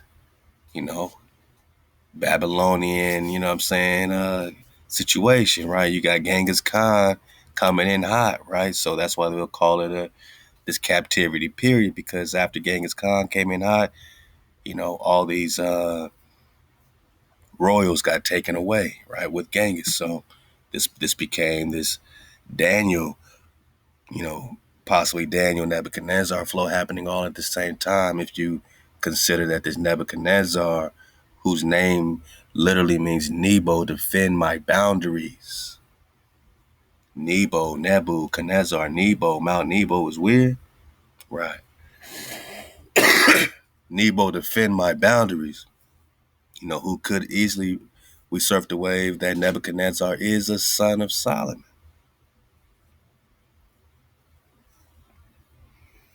I mean, and Lilith and Sheba. We're just talking Tamar. Just talking Tamar. So, can we postulate in our investigation that this Manu Chichir Shah Shirvan is the same, since he's married to Queen Tamar, or Princess Tamar, who is the same daughter of David the Fourth, and this is the same situation here? What we got?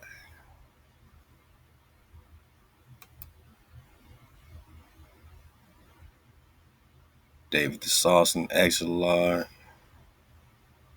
Oh, yeah.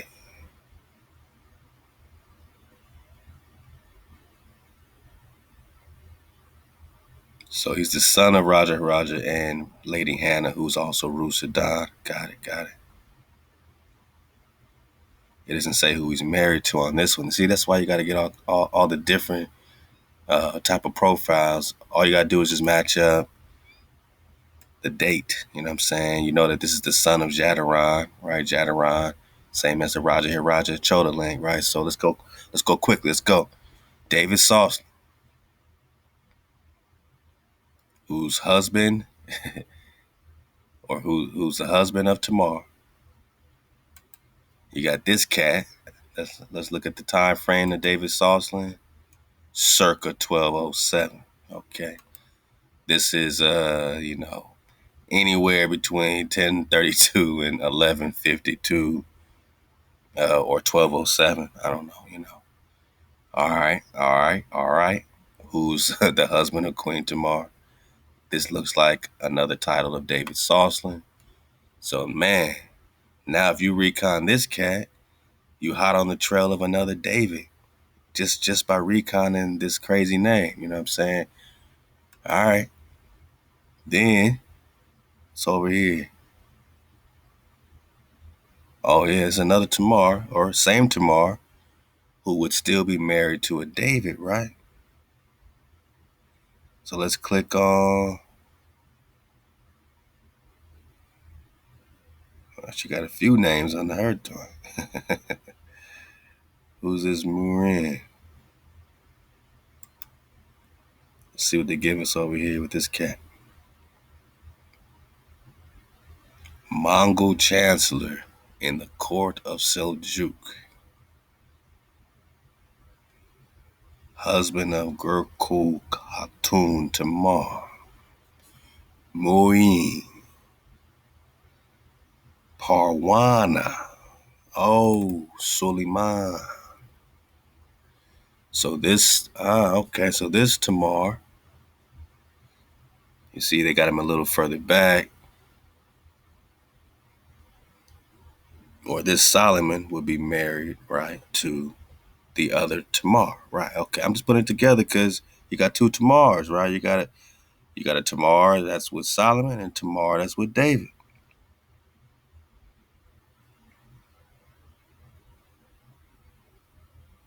Tamar later revisits her son in Jerusalem, or we're just talking about her husband. You know what I mean? They're just trying to make it all one person, man. But Suleiman, got you. So Tamar, Suleiman, Tamar, David, Tamar, Suleiman. This David Soslan, is the son of Jadaron, or Prester John, who is also the husband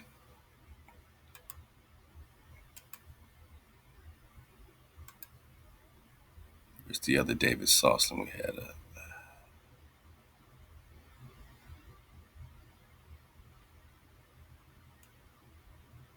Let's go back this way. This way.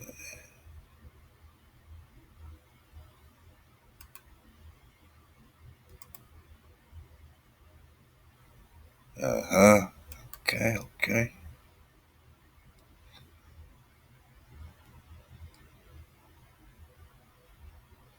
Nah, keep that, keep that. I'll pull it up over here. I don't want to get confused.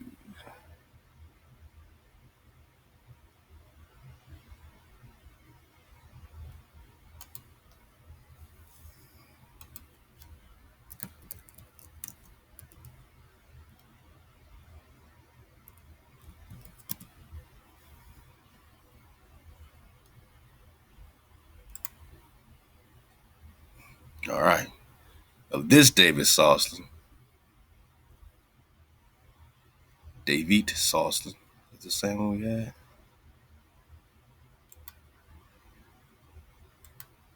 Okay, it's the same one. So this David Soslan and the original one, you know what I mean? So this Jadaron, King of the Islands, and that's when we got to start looking at the islands and the old sets and all that stuff. So now we just went through the whole Georgia flow, you know what I'm saying? That's Tamar's dad, King George the Fourth, or King David the Fourth, which took us to the Georgies and then back to the Davids. Now this Jadaron is the same as the, you know what I'm saying, Raja, Chola, Jadaron, same situation that we just had up.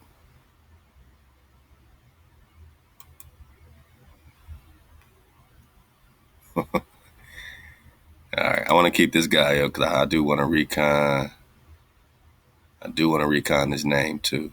You know, we just surfing away.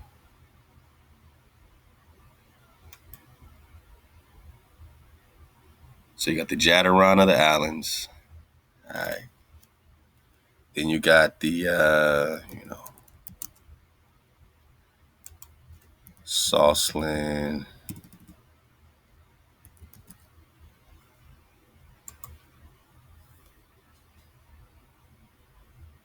Then you got the Exarch David Soslan, Babylon in Georgia, right? The same Georgia title. Who's the son of none other than Prester John, the Pandian, which is why we got to connect the Pandian and the Chola flow, you know what I'm saying, which we'll do, you know, reconnect to. David Soslan of Babylon is the same as this, who's also the son of Jadaron, right? Jadaron. Let's make sure we got it, you know, connected all the way, right? Jadaron, let's go.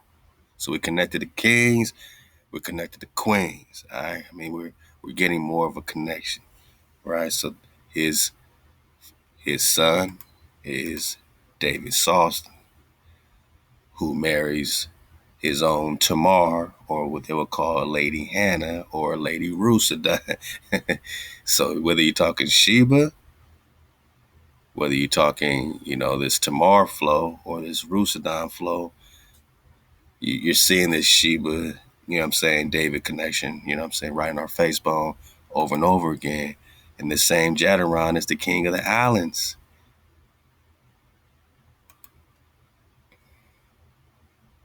The same Jadaron, Prester John, is also the king of the islands. So when they say that David has an Ossetian father, let's go back on this link here, that David is the son of the Ossetian king, right? All right, keep that in mind with this Tamar business. David's the son of the Ossetian king. Jadaron, right? This time called king of the islands. Got you. Husband of Rusada or Lady Hannah. Got it. King of the islands. So now, because we've jumped into another profile, the same person, you know what I'm saying, we can surf the waves a little further back than we could have over here.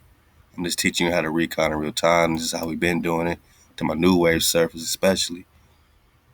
You know what I mean? Because this Jadaron, who's his daddy? Who's his daddy? They don't tell you who his daddy is. They just say he's his husband and Lady Hannah, father of Solomon. Bang, bang, bang. Solomon, right? Solomon, right? Solomon. She's the wife of Solomon Tamar, right? Because Tamar is Sheba. We got Sheba and Solomon, right? But they're calling him a Mongol chancellor. Come on, man. Hey, we cracking the code in real time. So, all right. King of the Islands, right? This is Prester John Jadaron, right?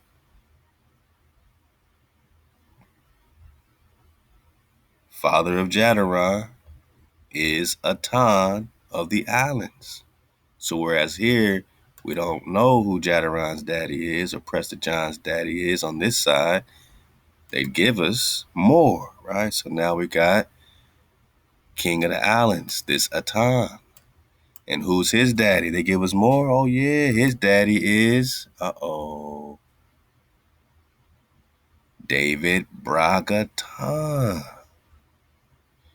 Now then we just surfed away with all the Bogrets and Bogrets and all that stuff when we were looking up Queen Tamar, David the Fourth, his dad were all braggart. Right.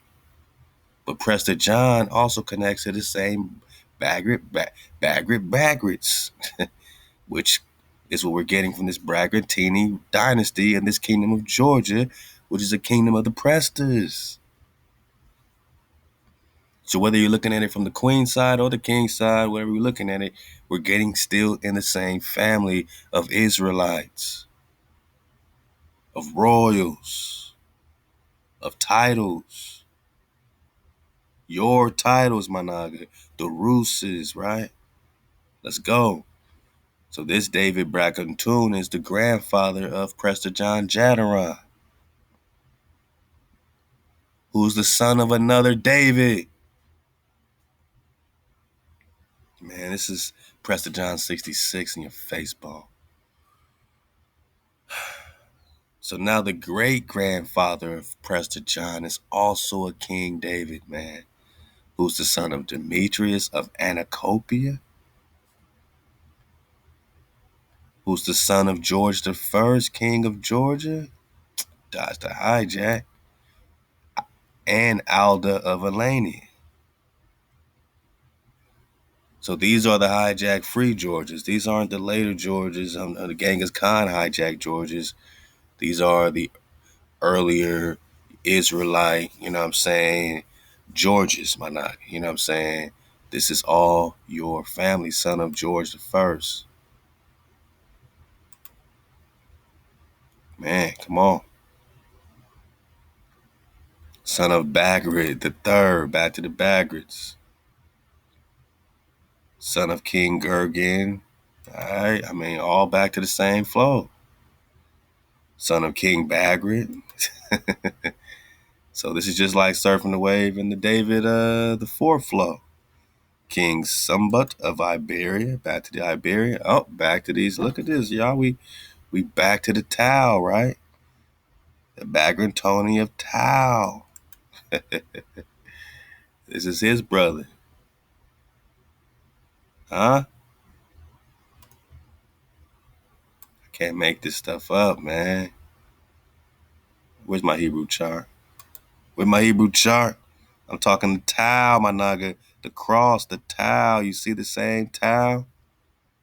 You see the same Tau, right? Con. How we doing, man? How we doing? How we doing, man? How we reeling? It's about time for a dismount. Y'all good? We're about 2 hours in. Let's go. We just get started. It's Prester John 66, man. All right. We got Tau. We got Tau. We got the Bagrats. All about the Tau. Got it. Got it. Okay. All right. Son of King Ardars. Last time they didn't let us get too far past this. Prince David. So, this is where we were last time. And we know they're going to cut us off a little after that. So, okay. Back to David Sosslin. So when we served away with David Sosslin, we hit the same genealogy basically as when we surfed away with Queen Tamar's dad, you know what I'm saying, and got this David the Fourth flow. All right, so it's just good to know. It's just good to know. Let's keep going. So Georgia was once again secure, 1192. Tamar gave birth to the future George the Fourth. To celebrate, David Sosslin launched two military campaigns capturing the city of Bardavi. That's what I want to look at one more time. Let's go to this one here. All right, so he's the husband of Tamar, father. Oh, okay, so they're using all the Persian names still.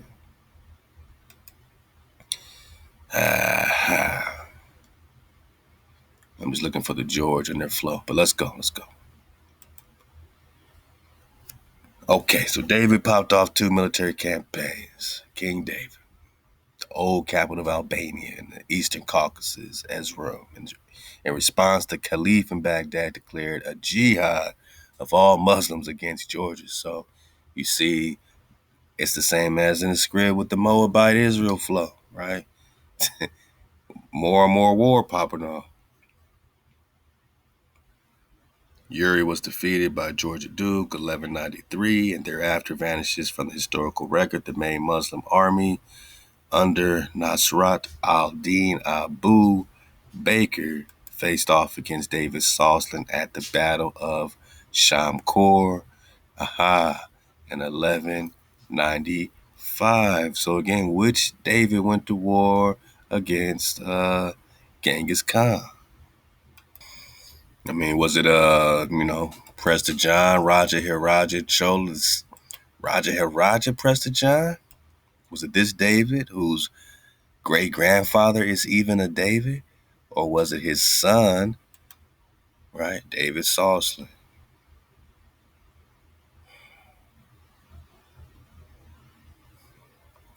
Which David?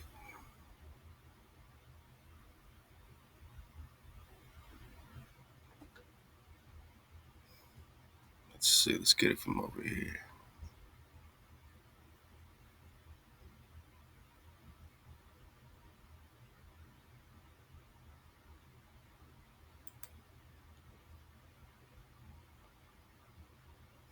So think about all that and think about, you know what I'm saying? That's why I'm trying to cross reference all this, especially when you have these Muslims against Georgia and then you got this Genghis Khan against King David scenario, and don't separate it as different things, you know what I mean? It could all be all one thing, you know what I'm saying? Uri was defeated by Georgian Duke 1193. All right, the main Muslim army under Nasrat al-Din Abu Bakr faced off against David Sosslin at the Battle of Shamkor. All right, these are all areas of recon for us. Battle of Shamkor. Hey, what if you? Hey, oh man, let's just. Might be something, it might be nothing, man. You know us, man. You know how we do. But what if you cross reference Battle of Shamkor with this crazy title over here, man? I'm just gonna throw it out there, and again, it might be something, and it might be nothing. I'm literally just fishing for gold, fishing for gold. Let's go, man. Let's go. Let's go. Oh man. Okay. You got some wiki links pop up. Man, I wanna. Yeah. Definitely gotta include this title. Okay. Ooh wee. Ooh wee. I mean, this is how I play all day. You know what I'm saying? Now you playing my game. Now you playing my game. I start deleting things one by one. Trying to get some hard hits around here, man. What if I take out this title?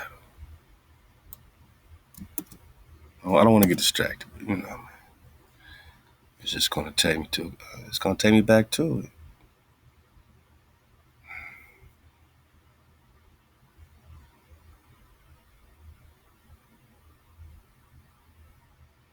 Hold up, hold up.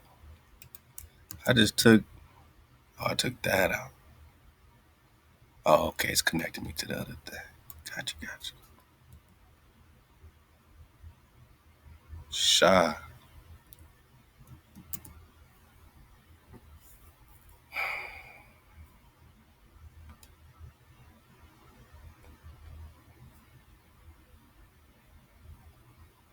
Okay, okay, okay.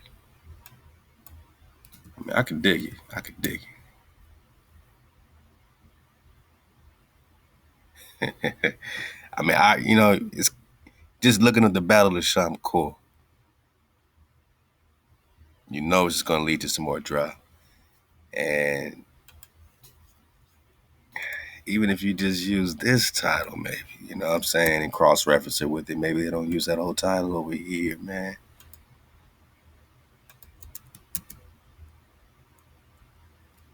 Oh, yeah, yeah, yeah. We already got that. So let's just keep it like that then. And keep it like that. We'll take out that. We'll do it like that.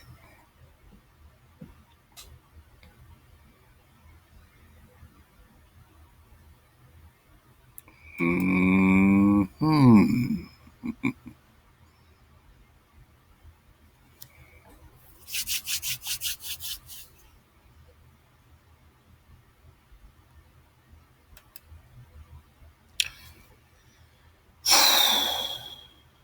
So we just cross-reference whoever this guy is here, which we're assuming since it's the husband of Queen Tamar, it's the same David Sauceland. You know what I'm saying?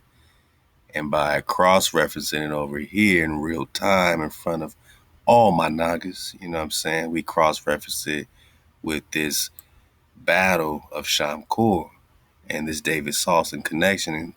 But we didn't use David Sauceland, nor did they give us the Shah title. We don't have no Shah title over here.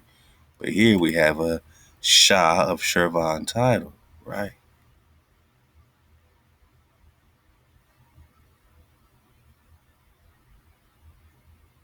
So they just took us to regular old wiki, and we see this Sharwan Shah title.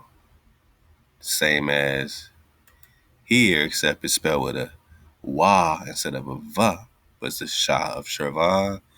Here we have the Shah Shirvan, right? Shah Shirvan Shah.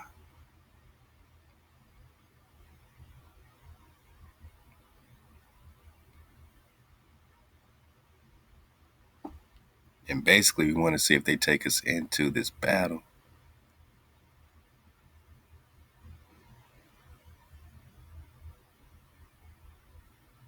What they call it, the Battle of Shamkur. Shamkur, all right? So what's this got to do with Shamkur?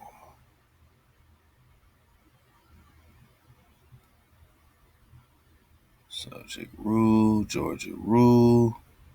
All right. Right to the Davids. Aha. Right to this guy. Sharvan Shah, Manushir, the Great. Okay, okay.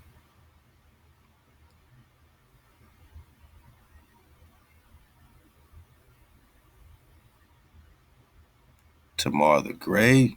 Yeah, we belly flopped in it. I mean, who's looking up this, even on Wiki? You know what I'm saying? And where's this Shamkur situation? Cool. Yeah, see, I gotta comb through this nice and slow, man. Because if they gave us all this David Sauceland draw, okay, Battle of Dig Door, Dig Gory. Huh?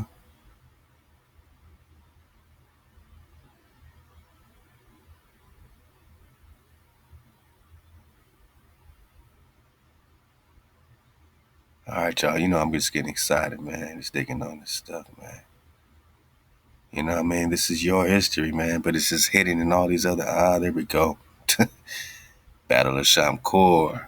All right. Okay. All right. This is getting good. This is getting good. And you got another Demetrius, and we see this name popping up a lot in the chronology. All right. This is getting good. Let's keep this right here. Let's keep this right here. All right. Okay.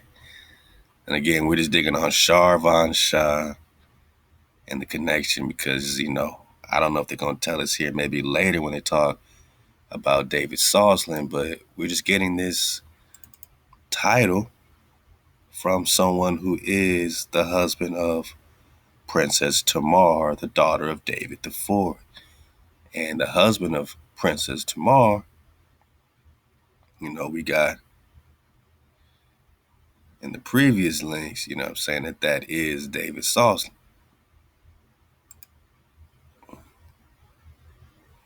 Except on this link, it would say Lady Hannah. Oh no, he was son of Lady Hannah. It doesn't even have his wife on this one, so that's why you gotta dig on different ones. You know what I mean? Same thing. All right, David Soslan over here. He's the husband of Queen Tamar. So, all right, same Queen Tamar, man, Queen of Georgia. All right, all right, son of Prester John, husband of Queen Tamar. They're marrying high Amazon queens, right? They're marrying the high royal queens. You know what I'm saying? So this husband of Tamar is David Soslan. But this husband of Tamar is who they're calling this Manu Shir, who is Sharvan Shah. And when we cross-reference to Sharvan Shah, just because we got in this worldhistory.org link on Queen Tamar, that the main Muslim army under this Nusrat character faced off against David Soslan at the Battle of Shamkur. And I said, I wonder if we can cross-reference the Battle of Shamkur instead of with David Soslan, but with this title of David Soslan, Sharvan Shah. And they just took us to a wiki link that's doing just that, letting us know that this is David, right? But just quickly, since we found it, and there's so much more to find, you just see how you can cross-reference this stuff, and you can start digging on, I'm sure, books on all this stuff and all that, you know what I mean? So you could take it a step further, my nugget. I'm just leading to the water. I said the water. Drop Nation got the water. All right, so let's see how they connected over here. This is Sharwan. Okay. In the beginning of the 12th century, Sharvan attracted the attention of its expanding Georgian neighbors who, on several occasions, raided its territory. Sharvan Shahs were in position of power shifting between Georgia and Seljuk states. In 1112, David IV of Georgia, right, this is Queen Tamar's dad, and Prince Rusudan's dad. So David IV gave his daughter Tamar in marriage to son of Sharvan Shah Alfredun Manunshir the third. Yeah, and how will we know that this Manunshir is David Soslan unless we dug on it, man? Unless we knew that the husband of Tamar in some separate substantiating recon is David Soslan, who they're going to tie in themselves. So I'm just interested to see if they tie him in as the same person or somebody else, you know what I'm saying? But he didn't just give his daughter to anybody.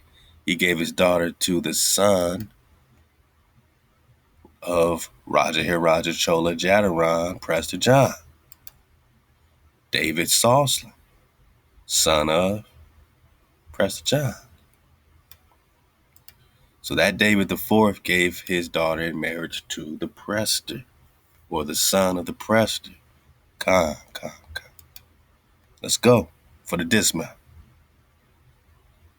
1112, David IV gave his daughter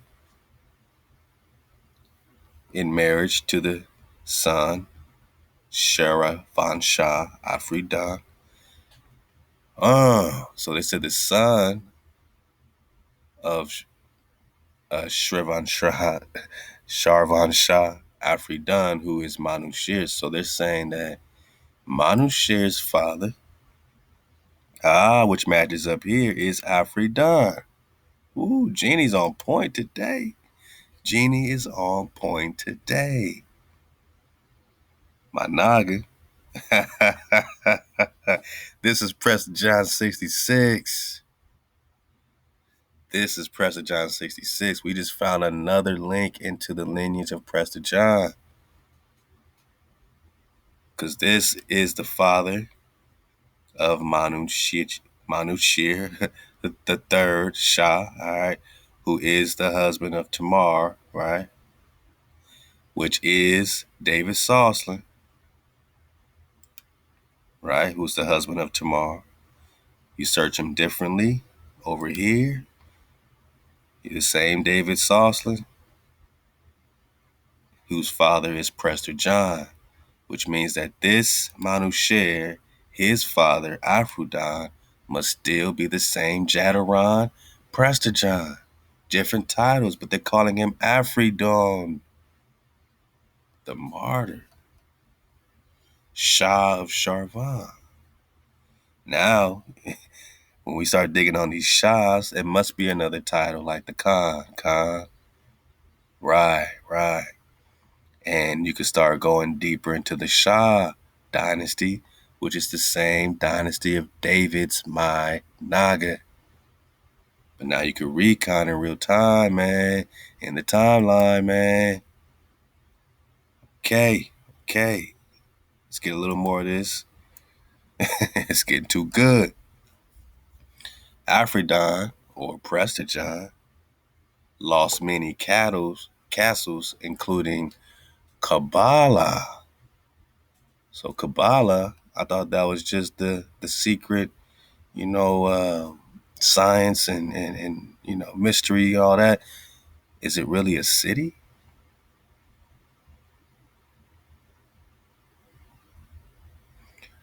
All right. So he lost it to David IV of Georgia in 1117, 1120. After the death of Afridon I, who was murdered in the Battle of Derpent, the throne in Shirvan passed to his son Manushir, 1120. Manushir III was under the influence of his wife, Georgian Princess Tamar, and maintained pro-Georgian orientation. After decisive victory of the Battle of Digori, Manushir rejected to pay tribute to El Deguzids, depriving from the tributes in the amount of 40,000 dinars. The Seljuk Sultan Mahmud, directed to Shirvan at the beginning of 1123, captured Shamaki and took Shah as hostage, contrary to Manushir's betrayal. All right, 1123 in June, David IV attacked and defeated Sultan again and captured the cities and fortresses of Shamaki. David IV. All right, so I'm just going to go back here. Okay. So this Exarch, David Soslan, was be considered David VI. Now, these are just, hereditary titles. Doesn't necessarily mean that one is the father of the other. You know what I'm saying? It can go different ways. But, okay. I just want to follow along with the David flow. So that's David VI. This is David IV, or Queen Tamar's father. After her husband's death, or let's back it up. Manuchihr restored his power, his own power upon David's death in 1125. So Manuchihr, who is also David's Soslan, whose father is Jadaron Prester John, okay, uh, restored his power after the death of David the Fourth, which is his future queen's husband, his father-in-law, basically. But all of them are still from the house of David, wearing the David titles. You dig? So, death in 1125 started friendly relations with his brother-in-law Demetrius. After her husband's death, Tamar found herself involved in a power struggle among her sons, favoring the younger, who joined her in an attempt to unite Shirvan with Georgia. Power struggle between her sons. Was that remind you of the Davids, right? David's sons, Khan. Georgia, with the help of Kipchak mercenaries, Manushir's older son, Akhetan the First, Aksetan the First, was able to secure support of El Dugizids, okay, and Azerbaijan, winning the contest for the throne and forcing Tamar and his younger brother into flight to Georgia. So this is some of the backstory. I mean, look, plenty of recon points here. You know what I'm saying? Tamar the Great, you know what I'm saying, was really rocking heavily. Early 1190s, the Georgian government under Tamar the Great began to interfere in the affairs of Eldijizids and Sharvan Shahs, aiding rivalry local princes and reducing Sharvan to a tributary state. The Eldujid, Atabeg Abu Bakr, attempted to stem the Georgian advance, but suffered a defeat at the hands of David Soslan at the Battle of Shamkor.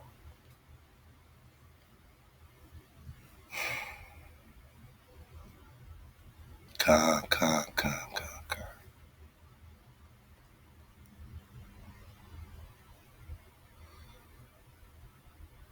So it's just interesting how they just throw in now that David Soslan is in this battle at Shamkor.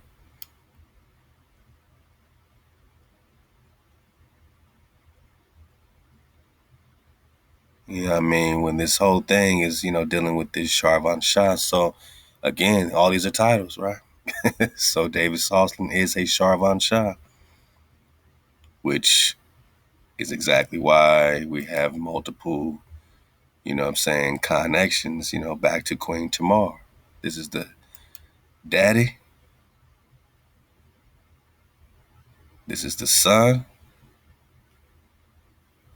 who's the husband of Queen Tamar.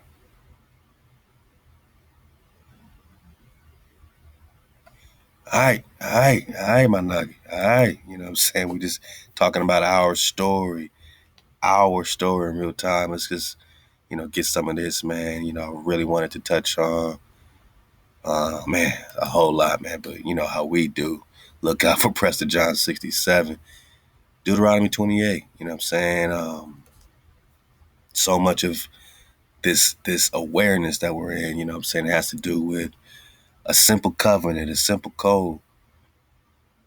Now you in code, verse 1, if you shall listen unto the voice of our Creator, to observe to do all his commandments, which I command you this day. You want to be KTC, that HaWah, your power will set you high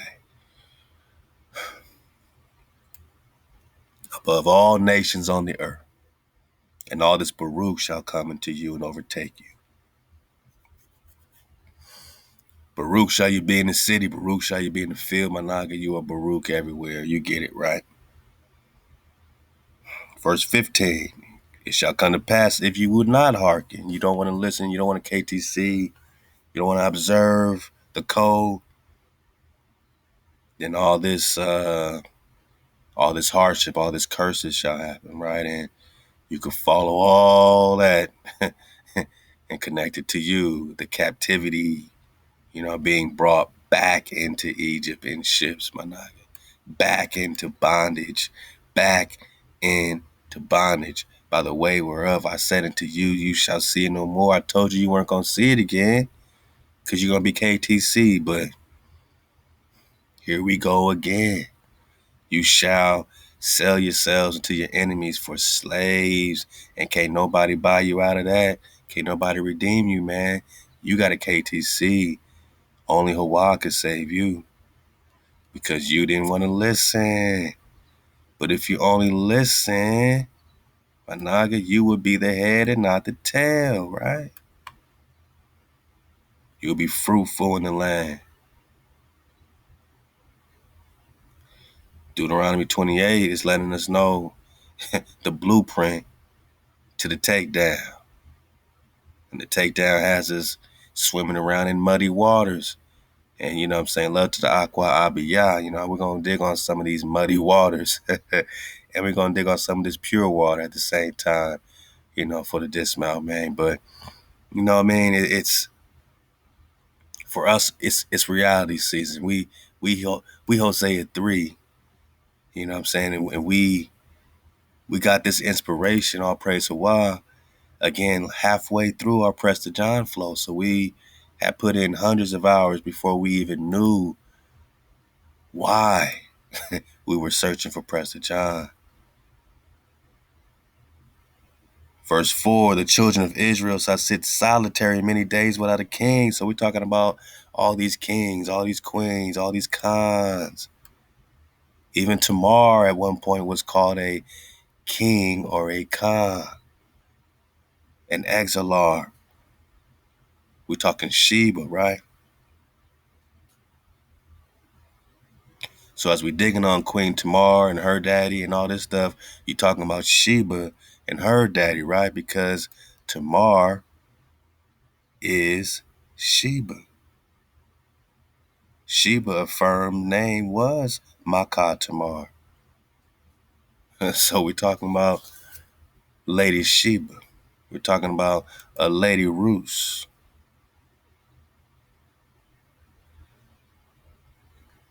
Even dig on some of this Sham Core drop.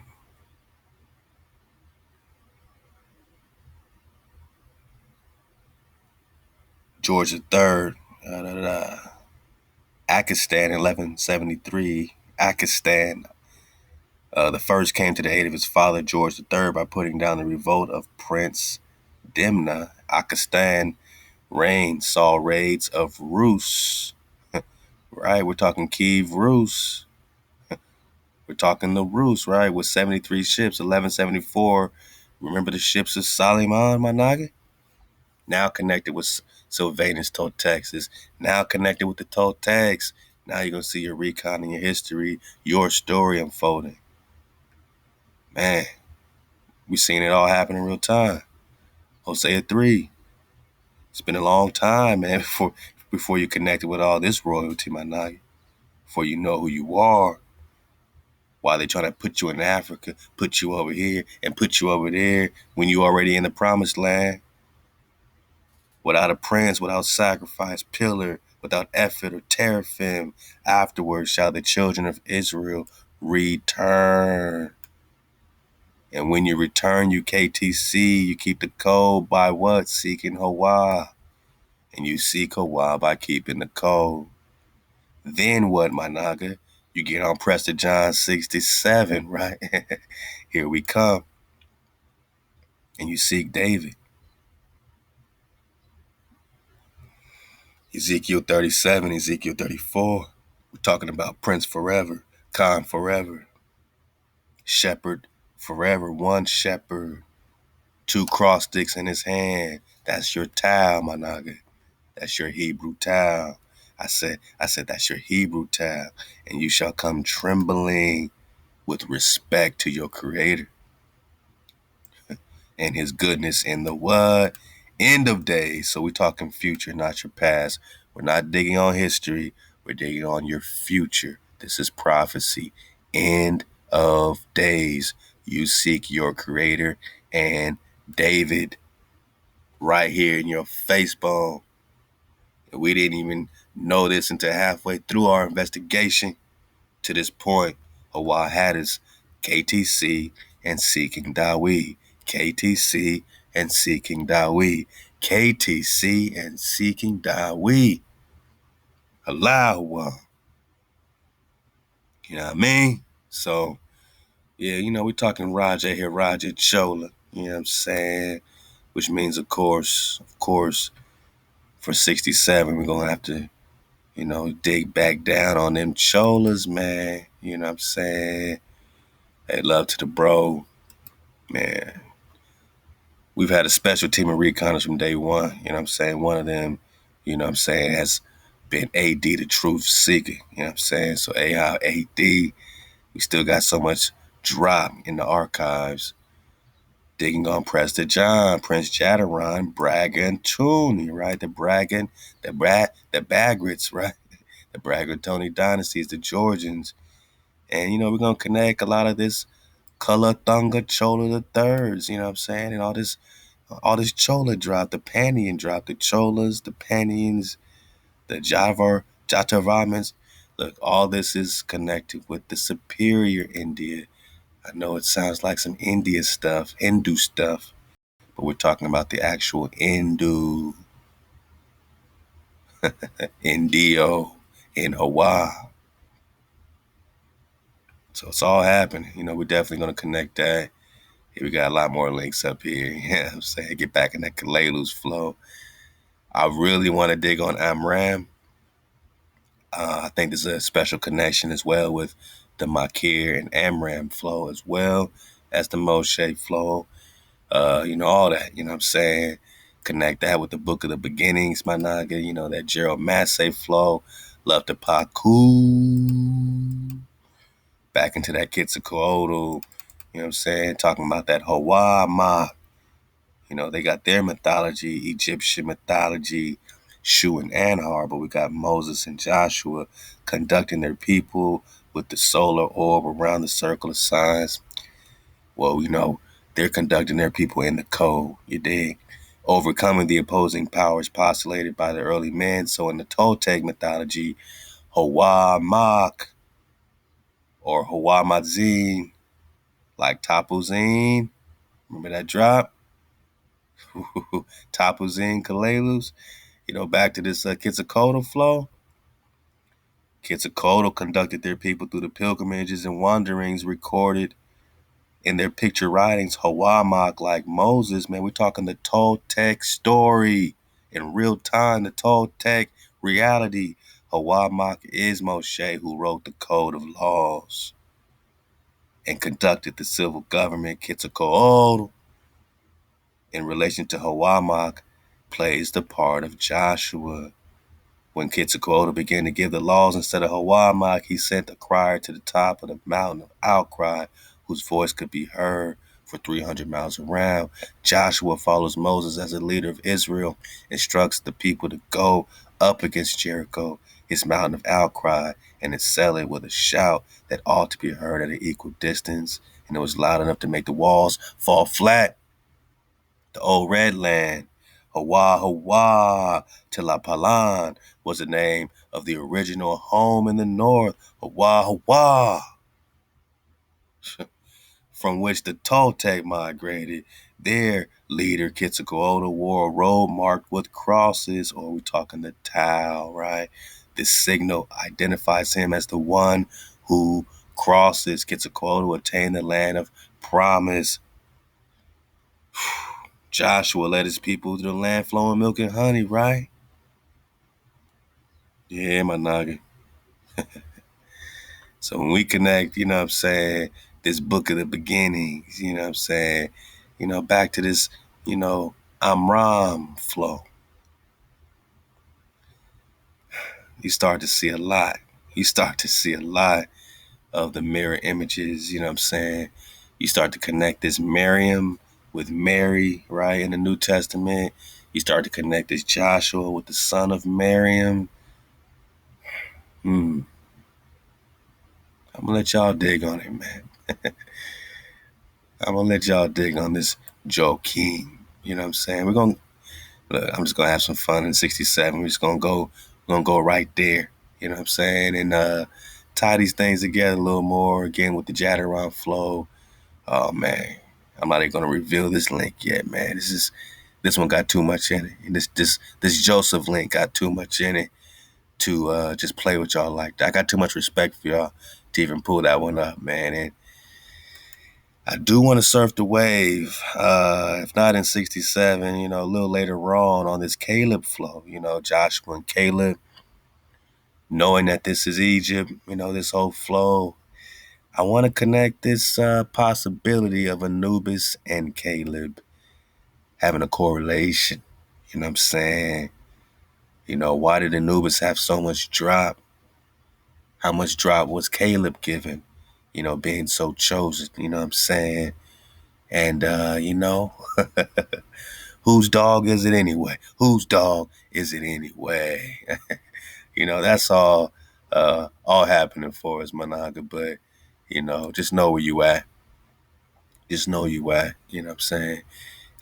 And we ain't gonna let our foot off the neck of this moxie, man. I'm gonna come back and talk, you know what I'm saying, just a little higher kenthos, you know what I'm saying, in another drop as well. I'm just giving you some previews, because this is supposed to be this whole, who this Moxie has you checking in with, you know what I'm saying? So you better know you checking in with Apollo, you know what I'm saying? Yeah, my nigga. Hey, love to Aqua Abia. They got us in muddy waters in Hijack City. They got us in some muddy waters. What do you know about aquamation? Let's get a few minutes of this. This is prepare yourselves. This is just letting you know what the bowels of Hijack City looks like. And this is why, you search for HaWah, UKTC. You dig? Let's go. Hey, love to Woodward. Love to Woodward, man. And just remember, man, fair use in your caboose bone. We're doing some criticism, comments, teaching, scholarships, recon, you know what I mean? Love to Woodward, man. Let's go. Hey, this is Cray Cray, my noggin. So get ready.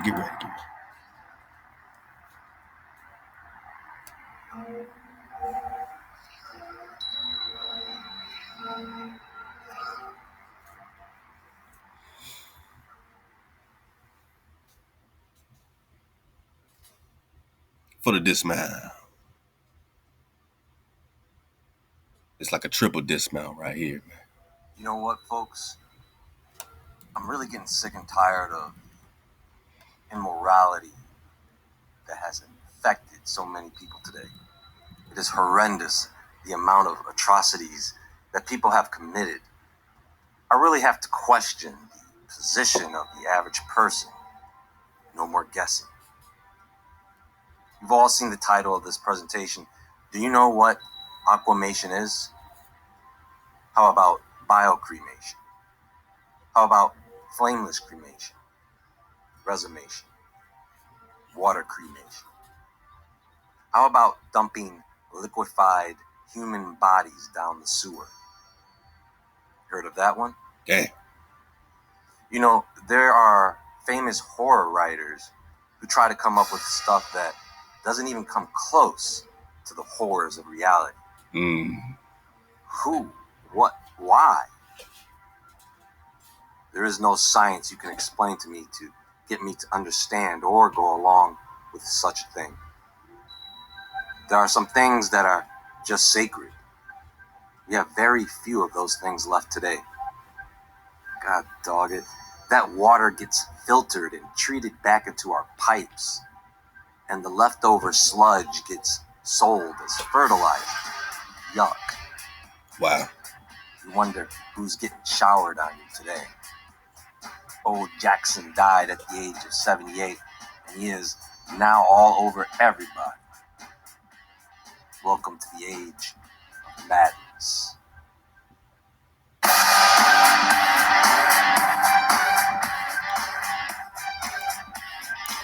Yeah, my naga, we talk about that moving water, you know what I'm saying? And this is the link they go to hijack the water. This is why that primary mem flow that Yosef was kicking on is so important.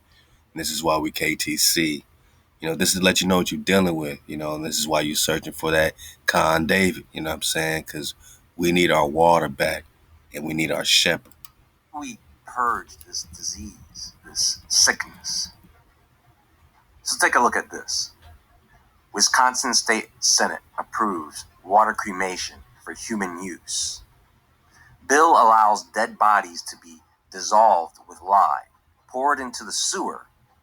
The proposal opposed by Wisconsin's 5 Catholic bishops. Human use. So they know not only are they dumping it in the water supply, but they're going to use it, right? For their tap water, for their shower water, for their garden water. They're using humans.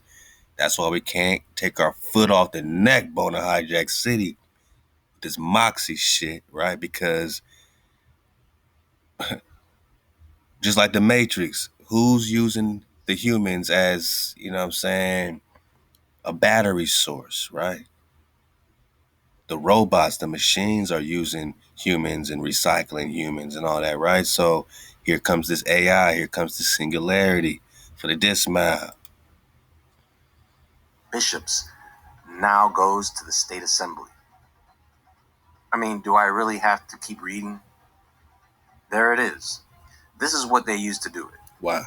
The aquamation system by Indiana-based BioResponse Solutions uses water and caustic chemicals to reduce the human body to an effluent that is washed into the sewer system. All that remains are bones, which are then pulverized and placed into an urn. So here's what the article states. Wow. Alkaline hydrolysis uses water, heat, pressure, and the chemical agent lye to dissolve the human body. Lye, also known as caustic soda, is used in various industrial applications such as soap making and as a drain cleaner. The technology has been widely used in Europe to dispose of cattle that died from mad cow disease. The first human used in the United States was by medical schools to dispose of cadavers used in laboratory instruction. In the funeral industry, alkaline hydrolysis uses a tube-shaped vat to dissolve the body. The machine is filled with around 100 gallons of water, along with the lye. The water is heated to 204 to 302 degrees, and the chamber is subjected to pressure to speed the process. Depending on the temperature and pressure used, this solution can take as little as 5 to 6 hours and as much as 14 hours, according to BioResponse Solutions, an Indiana company that markets what it calls an aquamation system. The body's tissues are reduced to an effluent or slurry likened to the consistency of motor oil. Don't that sound a little bit like the Matrix, man? Just look at that substance they're in and all that stuff, man. And this is what gets fed back to us, or those that drink this stuff right out of the faucet, man. Love to Abiyahu not only hit us with this about this dead water, but hit us with some drop about the living water. That fountain water. So we got to choose life or death. We got to choose up. You choose life. You choose living water. You choose that fountain water. This is from an article, menandlivinghealth.com. Hey, the real fountain of youth, right? Where do we find it? Is it a myth? According to Wikipedia, the fountain of youth is a mystical spring that restores the youth of anyone who drinks or bathes in its waters. Tales of such a fountain have been recounted around the world for thousands of years, appearing in the writings of Herodotus, the Alexander Romance, and the stories of Prester John. Oh, yeah. So you're going to have to choose your water. You're going to have to search for what? HaWah and David. Why? Because David got that water. Oh, man. And case I ever, forget to ask you one very simple question around here, I'm just going to throw it out there, this might be your first time. Did a black man, discover the fountain of youth? I mean, Prester John got the water. Did a black man, did a Prester John discover the fountain of youth, man? Hey, Hijack City, get out of here, man. Get out of here, man. We don't need this, man. Did a black man, did a brother discover the fountain of youth, man? Or we just talking about the same fountain, right? The same fountain, the real fountain, the living water that's connected with the Prester. I said the Prester. I said the Jadaron flow. Soleiman Prester John. Yeah, man. We talking Soleiman, talking Queen Tamar. And if we talking Tamar, we better be talking Queen Sheba, daughter of the oath, Khan David. Why do we search for HaWah and David? In the end of days, we search for David, my nigga. Because David got that water. They love the Aqua Abiyah. Alright, so she hit us with the dead water drop. Aquamation, go recon it, click the links below. Or I'm sorry, go into the drop chatter at 432thedrop.com. Password is 1234 to get our links. You want to get our links? You know what I'm saying? Get them over there, man. Get them over there, man. Alright, so here's our triple dismount right here with the living water flow. Of course, we talking about the mountain, the tree of life, that is. Lego. Deep within the rainforests of Venezuela, a series of plateaus sit more than 9,000 feet above sea level and rise up to 1,310 feet from the surrounding terrain like tabletops. From above, they look like islands in the sky. These are the Tepui, a Pemon Indian word for mountain, and the most famous of which is called Mount Roraima. The Tepui are so unique in their geography that thousands of plant species exist nowhere else on the planet except on these plateaus. The mystical mountains fascinated explorers and writers for centuries, most notably Sir Arthur Conan Doyle, who described an ascent of Mount Roraima in his 1912 novel, The Lost World. In Doyle's novel, a group of explorers found that dinosaurs and other extinct creatures were still alive and well on the remote plateaus. Some people today still believe this to be a real possibility. Once impenetrable to all but the Pemon indigenous people, Mount Roraima really was a lost world. The mountain plateaus were already established when South America was linked with Africa to form the supercontinent Gondwana, meaning they were first formed perhaps 400 to 250 million years ago. During this time, molten rock forced its way up through cracks in the sandstone landmass. At the same time, wind and water swept across Gondwana to erode the raised highlands into mountain ranges. The region would come to look much like it does now, around 20 million years ago. Because the Tepui have been isolated for so long atop their high, lonely plateaus, the flora and fauna of the Tepui provide an organic illustration of the process of evolution. It's guessed that at least half of the estimated 10,000 plant species here are unique to Tepui and surrounding lowlands. New species are still being discovered. Although all of the Tepui have been climbed, only a few have been extensively explored.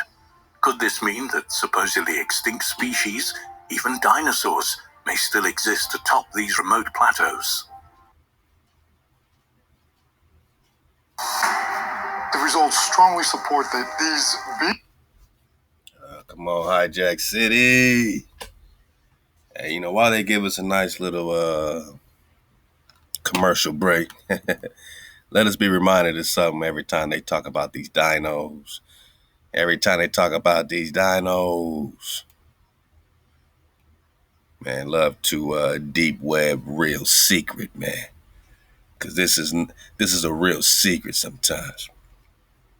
That when you talk dino, man, when you talk about these dinos, did they really exist and all this such and such?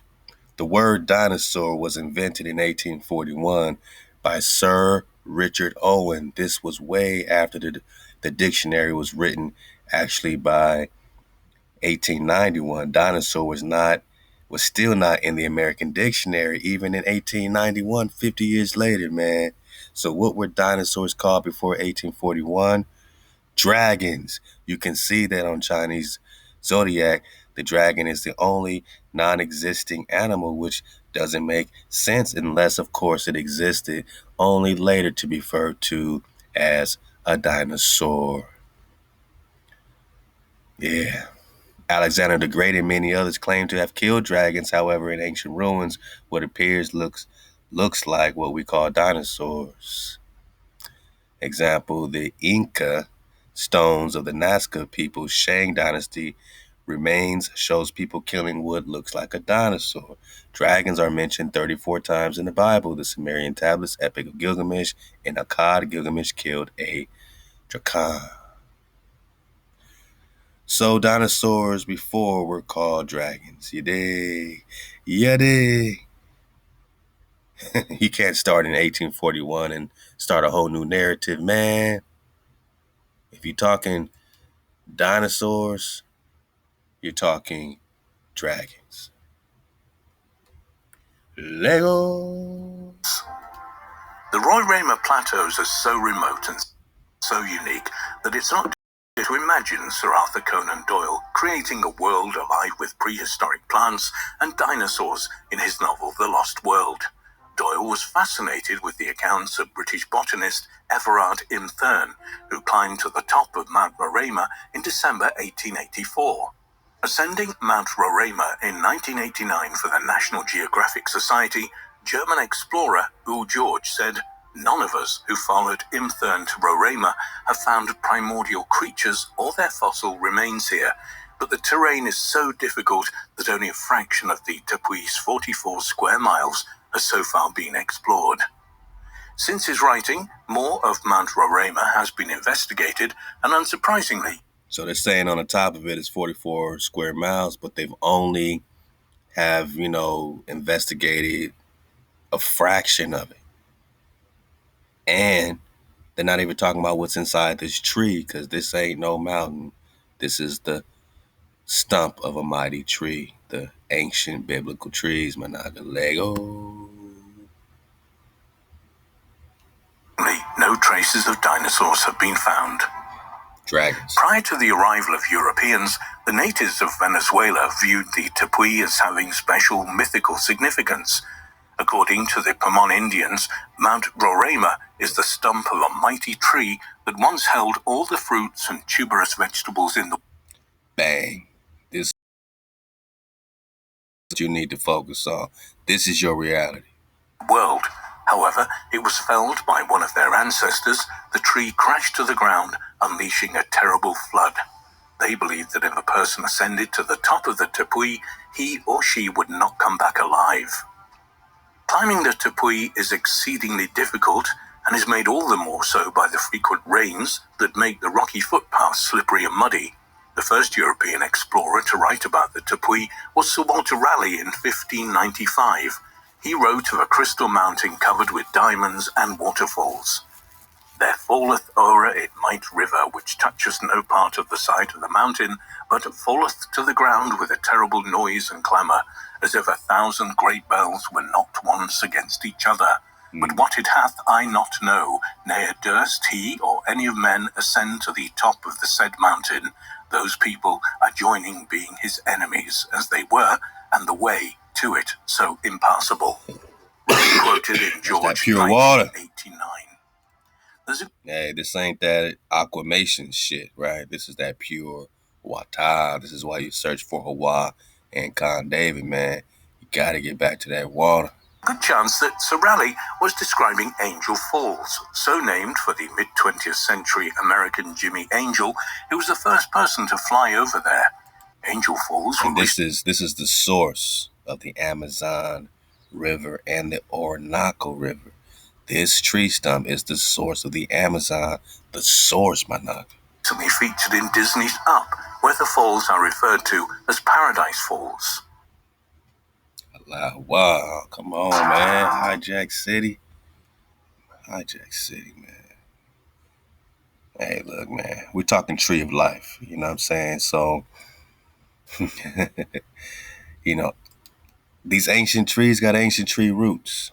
You know what I'm saying? And these ancient tree roots are connected underground. You know what I mean? These become the cavernous situation, these caves. Are they talking dinos? Let's go. Creatures, they will be able to see black frogs and tarantulas that exist nowhere else on the planet. It's believed there are many other species unique to Roraima that are yet to be discovered. Buried beneath the sands of Mongolia's Gobi Desert for 68 million years, multiple skeletons of a new species of feathered, two-fingered, toothless dinosaurs have been unearthed by a team of researchers. Dubbed the Oxoko Avasan, this remarkable creature is thought to be a key missing link and is already helping to demystify dinosaur evolution. The discovery of the group of new dinosaur skeletons and their subsequent analysis has helped to fill a range of gaps in the dinosaur evolutionary tree. While many dinosaurs have been found in Mongolia's Gobi Desert, this one is extra special for several reasons. Achieving heights exceeding 2 meters, this dinosaur weighed about 45 kilograms. The Oxoko Avasan fed on plants and animals with its large toothless beak that is described as being similar to that of a parrot. This bizarre-looking ancient creature had 2 digits protruding from each forearm, similar to a T-Rex. This is the aspect of the discovery that the research scientists found most interesting, for these fossilized skeletons represent the first tangible evidence of digit loss in the 3-fingered oviraptor family, an adaptation which the researchers say enabled the species to spread across vast distances during the Cretaceous. It was the fact that this creature had 2 digits which revealed some unexpected trends. These have already helped to answer the question of why oviraptors were so diverse before the mass extinction event that eventually brought the dinosaurs to an end. The Gobi Desert is a large brushland region in East Asia, covering parts of northern and northeastern China and southern Mongolia, and it's notable in history as hosting several important trading stations along the Silk Road.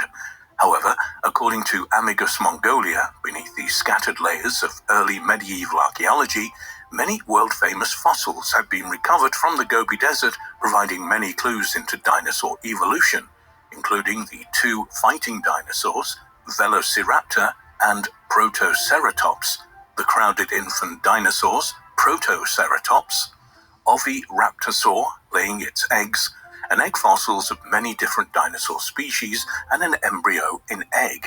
Dragons. Oviraptor, meaning egg plunderer, is a genus of small Mongolian theropod dinosaurs that was visually the most bird-like of the theropod dinosaurs and had 3 fingers. Perhaps one of the most fascinating dinosaur facts. Oh, man. Hijack City again, man. And Mount Roraima is just pure beauty. You know what I'm saying? I mean, when you especially see those shots that they gave us a little earlier, man, I mean, you're talking about pure beauty. Let's get the dismount. Was to take into account all of the dinosaur research conducted on the planet over the last decade. When totaled, it's estimated that more than 80 genera of dinosaurs, or 1/5 of the over 400 dinosaur genera known to science, have been found in the Mongolian Gobi. However, no matter how stiff the competition is, this new species is an exceptionally rare and valuable find. Thanks to its 2 digits, Oxoko Avasan is thought to have adapted its diet and lifestyle, which ultimately enhanced its breeding success. The research team also concluded that these prehistoric creatures were social beings when young, as the excavators discovered a group of 4 juveniles together. The team of scientists studied the slow reduction and eventual loss of the dinosaur's 3rd finger across the oviraptor's evolutionary history and concluded in the study that the newly discovered creature's arms and hands changed drastically in tandem with migrations to new geographic areas. specifically to what is now North America and the Gobi Desert. When attempting to answer why this bird-like creature lost its third finger, the researchers suspect this most likely occurred in relation to changes in its foraging or nesting patterns, display requirements, or other social habits.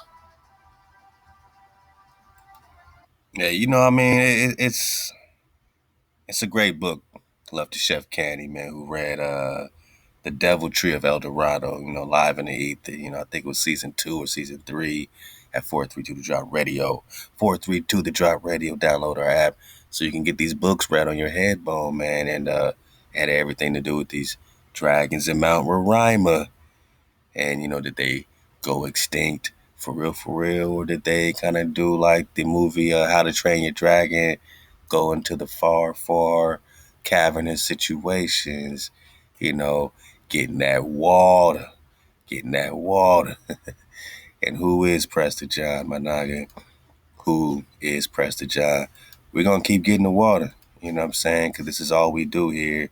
Is get the living mem, get the mem sauce flowing, and just stay tuned to the flow. Ahab, to everyone, man, for your contributions, all your great comments. It's because of you that we got this far. It's because of you that we're here. It's because of you that we exist in the first place, my nugget. It's your energy, your frequency, bringing out the recon, because we are searching, because we are returning. Israel returns, seeks our creator, and Kandawi. And then we come humbled and trembling back to our creator, our Ama Abba, and his goodness in the end of days. We are now back in that mem sauce, back in that water. Hey, man, I mean, this is a victory lap as we continue to surf the wave, man. Y'all keep choosing up and just, you know what I'm saying, keep sending your AI, keep checking in the drop chatter, in the flow. We're right here for you, man. We got that glow. We got that Dracan fire, that smokeless Eleazar. And we know it's all happening. We know it's a lot going on right now. So, we're seeking for a purpose. We're seeking to fortify our gates, Managa. But first, you got to close your gates and be KTC. Halal HaWah.